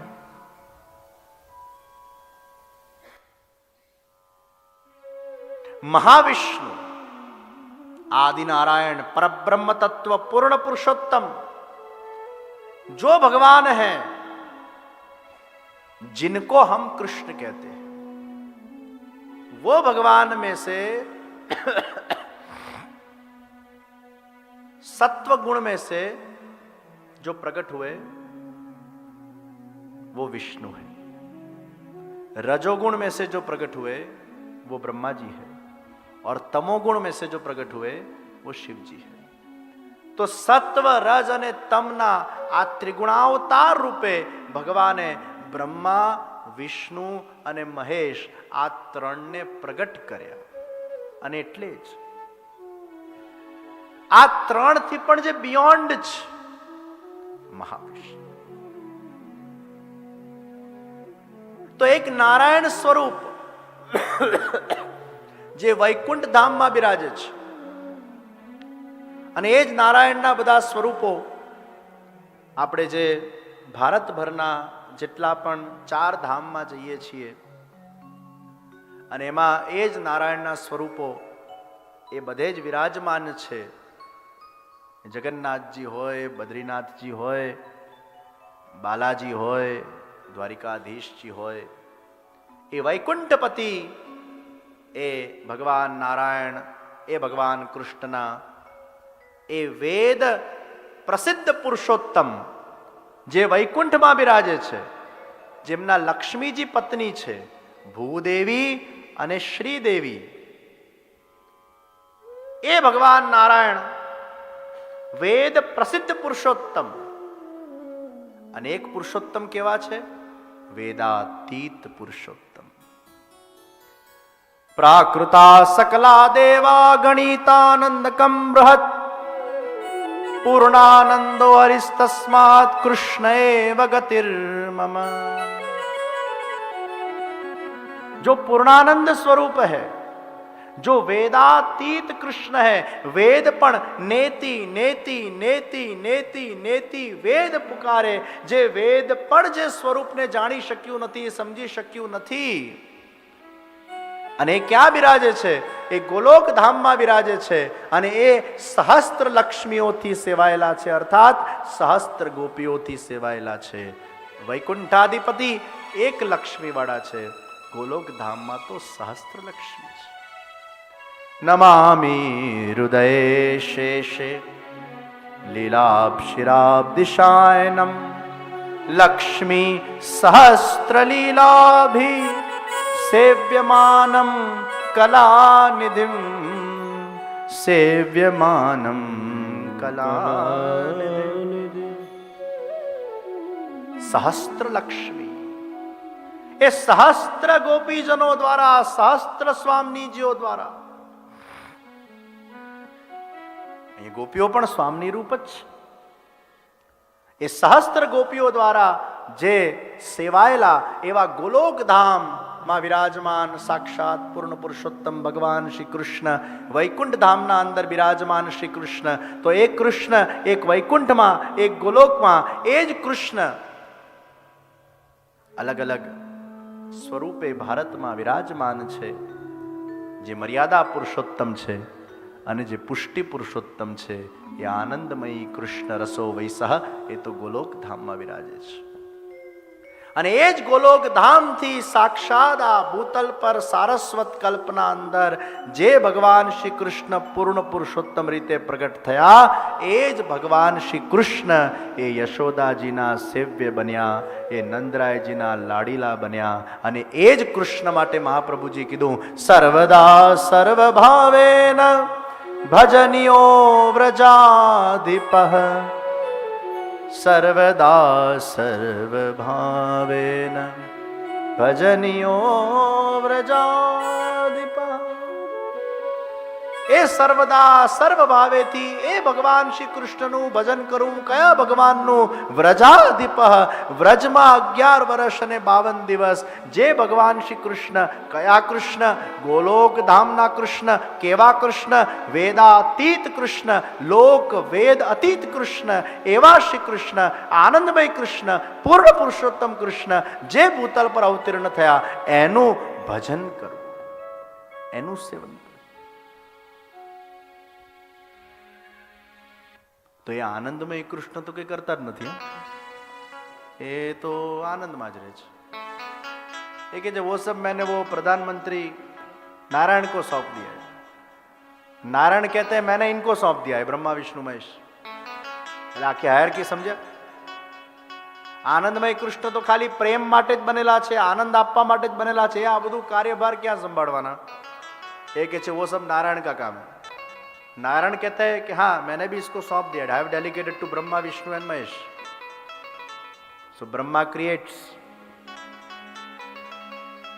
Vishnu maintains and Shivji dissolves. તે બ્રહ્મા વિષ્ણુ મહેશ. અને એટલે જ મહામૃત્યુંજયનો ઘણા લોકો જાપ કરે છે. એના ગુડાર્થ અને 3 માં જેની છે કોણ? એ કૃષ્ણ. 3 માં જેની છે કોણ? શ્રી રામ.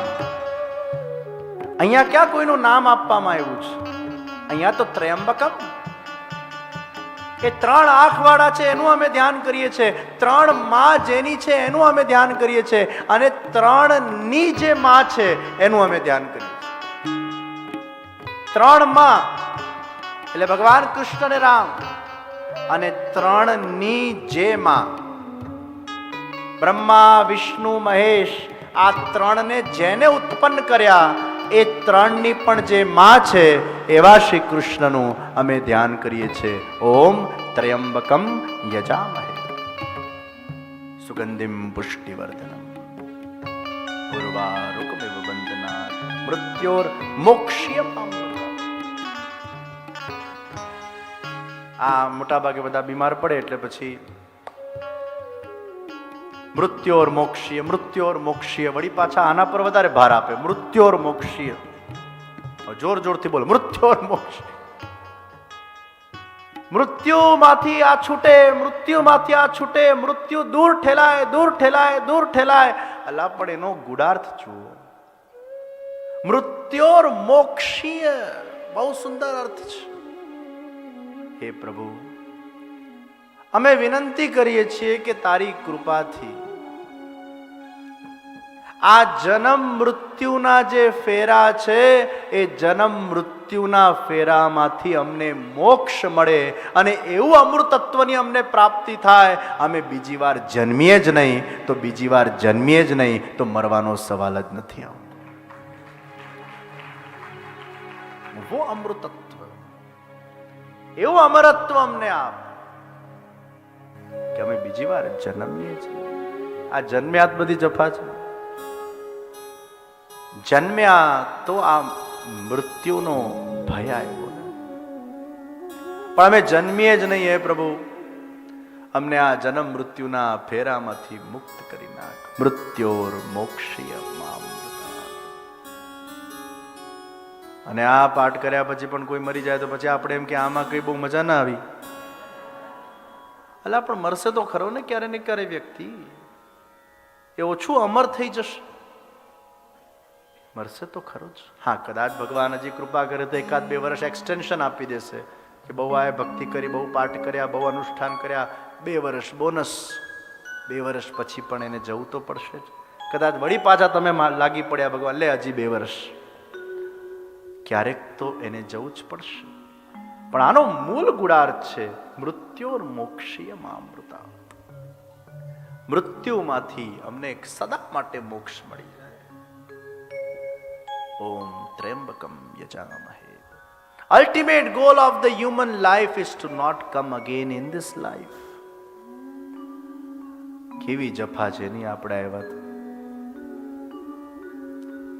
આ સંસારમાં કોઈ સુખી ન થયું, અને એને સુખ મળ્યું હશે તોય ક્યાંક ને ક્યાંક ને કોઈને કોઈ એકના એક કોઈ વિષયથી તો દુખી હશે ને હશે જ.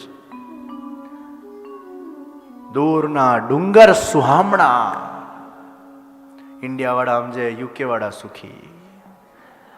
યુકે વાળા કે આપણા દેશ જીવે કે નહીં. ઘણા એમ કે દૂરના ડુંગર સુહામણા લાગે છે. અને એટલે હું ઘણી વાર કહેતો હોઉં, સ્થળ બદલવાથી શાંતિ નહીં મળે, મન બદલવાથી શાંતિ મળશે. દ્રષ્ટિકોણ બદલવાથી શાંતિ મળશે.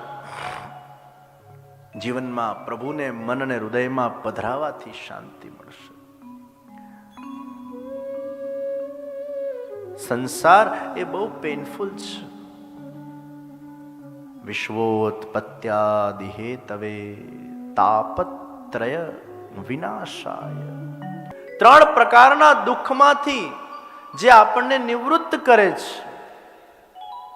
આધિ, વ્યાધિ, ઉપાધિ. ન હોવાના કારણે થાય એને આધિ કહેવાય, હોવાના કારણે થાય એને ઉપાધિ કહેવાય, અને રોગના કારણે થાય એને વ્યાધિ કહેવાય. જીવનમાં દરેક વ્યક્તિને કોઈને કોઈ વસ્તુનો અભાવ તો છે જ. કોઈ વ્યક્તિ એમ નથી કહેતો કે મારા પાસે બધું જ છે. ના, આ તો છે, આ નથી. અભાવ, અભાવનું દુઃખ. અને ઘણીવાર એવું થાય કે જે છે એનું દુઃખ. લગ્ન થયા તો સુખ ને છૂટાછેડા થયા તો દુઃખ. દીકરા નહીં થયા તો દુઃખ, અને થયા તો એવા થયા કે માતા પિતાનો તિરસ્કાર કરી નાખે છે. આ ઉપાધિ. પેલી આધિ તો આ ઉપાધિ. તો અભાવના કારણે, પ્રભાવના કારણે અથવા રોગના કારણે મહાપ્રભુજી કહે છે આદિ ભૌતિક દુઃખ, આધ્યાત્મિક દુઃખ અને આદિદૈવિક દુઃખ. આ 3 પ્રકારના દુઃખો છે. આદિ ભૌતિક જે લૌકિક દુઃખો છે, આધ્યાત્મિક દુઃખ જેને ઠાકોરજીની ભક્તિ કરવી હોય છે, ઠાકોરજીની સેવા કરવી હોય છે, પણ એમને એવી અનુકૂળતા પ્રાપ્ત થતી નથી. ક્યાંક પતિનો સંગ નથી મળતો, તો ક્યાંક પરિવારનો સાથ નથી મળતો, ક્યાંક કોઈક દેહ સાથ નથી આપતું, ક્યાંક કોઈક સંજોગ કે સિચ્યુએશન સાથ નથી આપતા.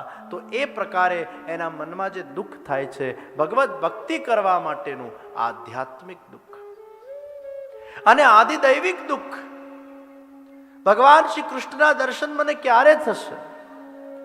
ઘણા વર્ષોથી હું પ્રભુની સેવા કરું છું, પણ પ્રભુના મને દર્શન થતા નથી. वो प्रभु के मुझे दर्शन कब प्राप्त होगे, એમાં એનું ચિત્ત સદા ને સદા વિચાર કર્યા કરે, ચિંતન કર્યા કરે, પ્રભુના દર્શન મને ક્યારે થાય?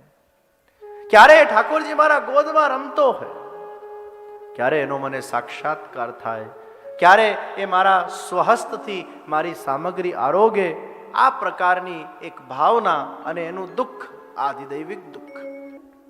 આ 3 પ્રકારના દુઃખમાંથી નિવૃત્તિ એ ભગવાન શ્રી કૃષ્ણને પ્રણામ કરવાથી થાય છે. તો અમુક લોકો એમ વિચાર કરે અમે તો રોજ કરીએ છીએ, અમારા તો કોઈ દુઃખ દૂર થતા જ નથી. Daily we go down our head to God, no difference. એક વસ્તુ આપ યાદ રાખજો, ભગવાન કૃષ્ણ એ આનંદમયી છે અને એ ક્યારે પણ કોઈને દુઃખ આપી શકતો જ નથી. બહુ ઊંડાણપૂર્વકનો જ્યારે તમે વિચાર કરશો અગ્નિના સામે બેસીને ગરમાટો જ મળે, બરફના સામે બેસીને ઠંડી જ મળે, એર કન્ડિશનના સામે બેસીને ઠંડી જ મળે. જેનું જે ગુણ હશે એ તમને આપશે, જેનો જે સ્વભાવ હશે એ તમને એ જ આપશે. એસી તમને ગરમાટો નહીં આપે અને હીટર તમને એસીનું એર કન્ડિશનિંગ नहीं આપे. जिसकी जो प्रकृति होगी, जिसका जो स्वभाव होगा, वो आपको वही देगा. તો પ્રશ્ન થાય, ભગવાનનો સ્વભાવ અગર આનંદનો છે તો એના પાસે જઈને આનંદ કેમ નથી મળતું? કારણ કે ક્યાંક આપણા જ દોષો છે, કશાયો છે. આપણને તાવ આવેલો છે અને એ તાવને શરદીમાં કેટલા પણ સ્વાદિષ્ટ વાનગીઓ તમારા સામે મૂકેલી હોય, કડવીની કડવી જ લાગે. કારણ કે તમારી સેહત અત્યારે નાદુરસ્ત નથી. હવે તમને પેલું સ્વાદિષ્ટ ભોજન કડવું લાગે, એમાં ભોજનનો શું વાંક? भगवान श्री कृष्ण आनंद ही देते हैं और भगवान कृष्ण की भक्ति भी आनंद ही देती है. और भगवान कृष्ण रूपी आनंद अगर आपके हृदय में हो तो आपको दुख का अनुभव भी नहीं होता है. अगर आपको दुख का अनुभव होता है, उसका अर्थ यह है कि कृष्ण आपके हृदय में उस वक्त नहीं होते हैं. आनंद रूपी कृष्ण તમારામાં નહીં હોય ને તો જ દુઃખ આવશે. જો કૃષ્ણ હૃદયમાં હશે તો દુઃખ આવી જ ન શકે. અને એટલે જ ભક્તિ એ અનન્ય આશ્રય આપે છે. અને અનન્ય આશ્રય જ્યારે વ્યક્તિના જીવનમાં ભગવાન માટેનું સિદ્ધ થઈ જાય છે, પછી એના જીવનમાં આવતા કેવાય ઉતાર ચડાવ હોય એને એ સાક્ષી ભાવથી જુએ છે, એમાં ઇન્વોલ્વ થતો નથી. એને ક્યારે પણ દુઃખનો અનુભવ જ થતો નથી. ભગવાન સાથે જેનું એ લેવલનું અટેચમેન્ટ થઈ ગયું હોય, એમાં બારોબાર જીવનમાં ઉત્સાહ ઉત્સાહ ને ઉત્સાહ સિવાય બીજું કઈ જોવા મળતું નથી. तो कृष्ण तो आनंद ही देते हैं, वो दुख कभी नहीं देते. हमारे अंदर कृष्ण नहीं है, सूर्यना प्रकाशना सामे अंधकार रही न શકે, એમ ભગવાન શ્રી કૃષ્ણના ભક્તિના પ્રકાશના સામે એ દુઃખ રૂપી અંધકાર રહી જ ન શકે. સૂર્ય ઉગે એટલે અંધકારનું નાશ થઈ જાય. તો હજી ક્યાંક આપણા હૃદયમાં એ કૃષ્ણ ભક્તિનું સૂર્ય ઉગ્યું નથી અને એટલે જ આપણને દુઃખ થાય છે. આપણા શરીરના અંદર એમ કહેવાય કે આમ ચીમટું ભરે ને તો દુખવું જોઈએ, નહીં તો નમ થઈ ગયું કહેવાય. It is not a good sign. એમ ભક્તિમાં અગર તમને દુઃખ થાય છે, દેટ મીન્સ હજી ક્યાંક ભક્તિમાં કચાશ છે. ભક્તિમાં દુઃખ ન થવું જોઈએ. ભક્તિમાં દુઃખ જ એની નિશાની છે કે હજી ભક્તિમાં કચાશ છે. અને તમે અનુભવ કરજો, જેમ જેમ ભક્તિમાં આગળ વધતા જશો તેમ તેમ તમારા જીવનમાં દુઃખ ઘટતું જશે. કારણ કે તમે એ હાઈ એનર્જી સાથે, હાઈ પાવર સાથે કનેક્ટ થઈ ગયા છો. તો ભગવાન શ્રી કૃષ્ણના નમસ્કારથી ત્રણેય પ્રકારના દુઃખની નિવૃત્તિ થાય. અર્થાત જ્યારે તમે તમારું મન એ ભગવાન કૃષ્ણને આપી દેશો અને તમારું મન જ્યારે કૃષ્ણમય થઈ જશે, ઓટોમેટિક એ સૂર્યના પ્રકાશથી એ ત્રણેય પ્રકારના દુઃખનો અંધકાર એ દૂર થઈ જશે. શ્રી કૃષ્ણાય વયમ નુમઃ. નમન, મન આપણા પાસે ન રહે એનું નામ ન મન. આ મનરૂપી બાળકને આપણે આપણા પાસે રાખીશું તો આમ તેમ આપણે ભટકીને આપણને વિચલિત, અશાંત અને ચંચલિત કરી નાખશે. એટલે જ આપણા ઋષિ મુનિઓએ કીધું, ગુરુજનોએ કીધું, આ મન પ્રભુને આપજો. આ મન બહુ કિંમતી છે. મય્યેવ મનાદત્સ્વ ભગવાને કીધું છે, ये मन मुझे प्रदान कर दो, मन मुझे दे दो, मन को मेरे में लगा दो, मेरे में लगाने का यत्न करो. और जब मन मुझ में लग जाएगा, અત્યારે આપણે આપણા જાતને પૂછીએ કે મન ક્યાં લાગેલું છે. તમે ક્યારેક આંખ બંધ કરીને સોફા પર બેઠા હો ને ત્યારે આમ વિચાર કરજો, કશું જ નહીં કરતા, બસ ખાલી આમ બેઠા રહો, ઓટોમેટિક તમારું મન જવા લાગશે એને જ્યાં જવું હશે. અને એટલે જ ભગવાનને આપણે કહીએ છીએ ચિત્ત ચોર, માખણ ચોર. મનરૂપી માખણની જે ચોરી કરે, જ્યારે પ્રેમ થાય ને ત્યારે એનું મન ચોરાઈ જાય, એના હાથમાં નથી. એને પછી એ જ દેખાયા કરે, એનું જ સ્મરણ થયા કરે, દીવાના થઈ જાય વ્યક્તિ. અને એટલે જ ગોપીઓ એ ભગવાનમાં એવી જોડાઈ ગઈ હતી પ્રેમથી, ભગવાન એનું મન લઈ લીધેલું. એટલે રસોઈ કરે છે તો રસોઈમાં ચિત્ત નથી, પણ મન ભગવાનમાં જતું રહ્યું છે. તમારો જે સૌથી પ્રિય વિષય હશે ત્યાં તમારું મન વારંવાર જા કરશે. એટલે તમારે તમારું એનાલિસિસ કરવાની જરૂર છે. Where my mind is going all the time. તો સૌથી પહેલા the easiest answer which we get, my mind is going every now and then in my mobile.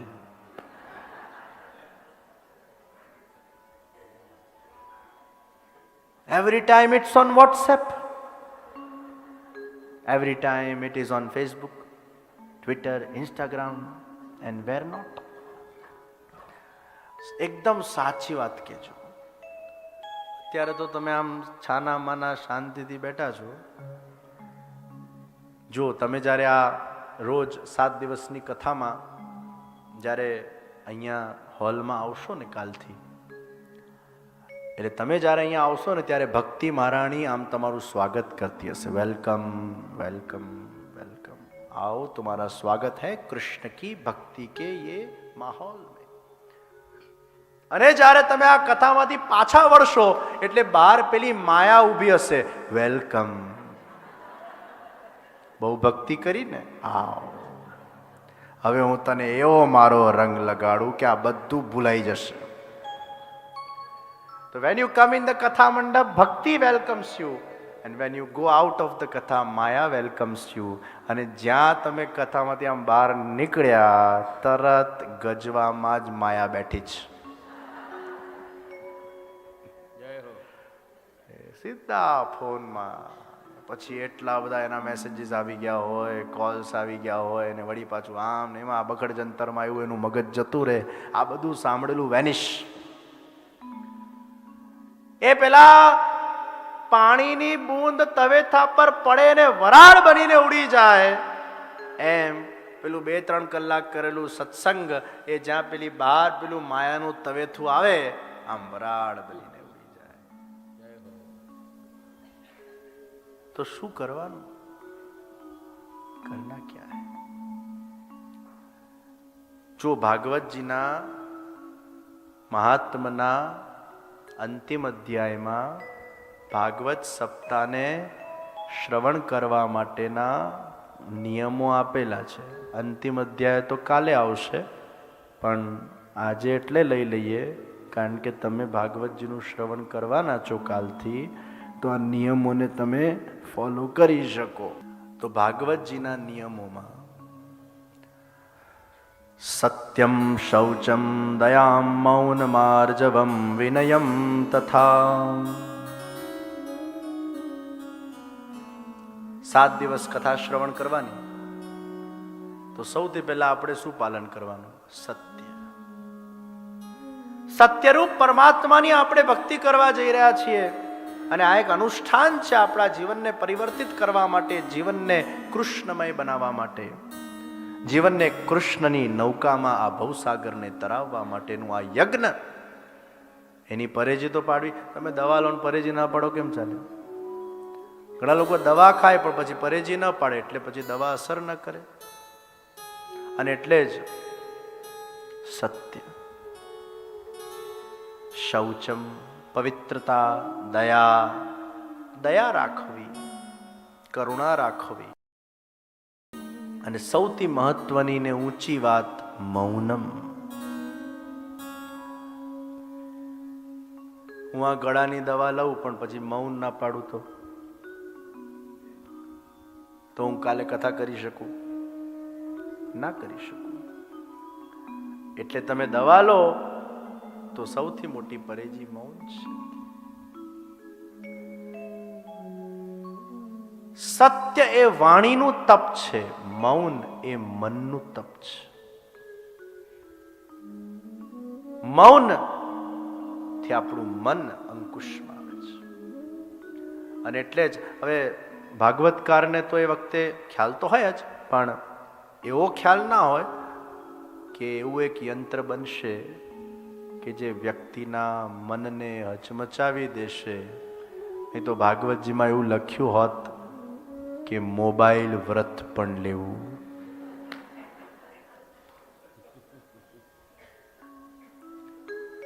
તો તમે આ 7 દિવસની શ્રીમદ ભાગવત સપ્તાહની આ ગંગામાં ડૂબકી લગાડવા જઈ રહ્યા છો, તો તમારે એક વ્રત લઈ લેવું. શક્ય બને એટલું મૌન પાડવું. એટલીસ્ટ કથાના 2 કલાક પહેલા અને કથા સાંભળ્યાના 2 કલાક સુધી.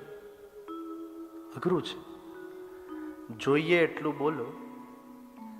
કથા શ્રવણ કર્યા પછી ઘરે જઈને એને વાગોળો, એનું ધ્યાન કરો, એનું નિધિધ્યાસન કરો, એને ધીરે ધીરે એનો સ્વાદ લો. પછી 2 કલાક પછી મોબાઈલ ઓન કરો. અને ત્યારે જ પોસિબલ થાય વેન યુ કીપ સાયલન્સ. તમે આ ક્યારેક અનુભવ કરજો. હું આ છોકરાઓને પણ કહેતો હોઉં છું કે if you want to increase your concentration power in your exams and if you want to grasp certain things in a nice, in a proper way, then the best medicine is maun, maun and maun. Before you go for your exam, try practice silence. Don't speak, because when you speak, you are consuming lot of energy. It is said that if 3 hours you are speaking, that means you are consuming the energy same as like a labor is working hard in the sun for 8 hours. 8 કલાક સુધી જે મજૂર કામ કરે એની energy જેટલી consume થાય એટલી આપણી બોલવાથી 3 કલાક બોલવાથી એટલી એનર્જી ગેટ્સ કન્ઝ્યુમ્ડ. અને એટલે જ ભણતા એટલે પરીક્ષા આપતા પહેલા સવારથી અગર મૌન રહેશે તો એનું ક્રિએટિવ પાવર વધી જશે, એનું થિંકિંગ એબિલિટી વધી જશે, એનું ફોકસ વધી જશે, એનું મન શાંત થઈ જશે. ઘણા બધા એના બેનિફિટ્સ છે.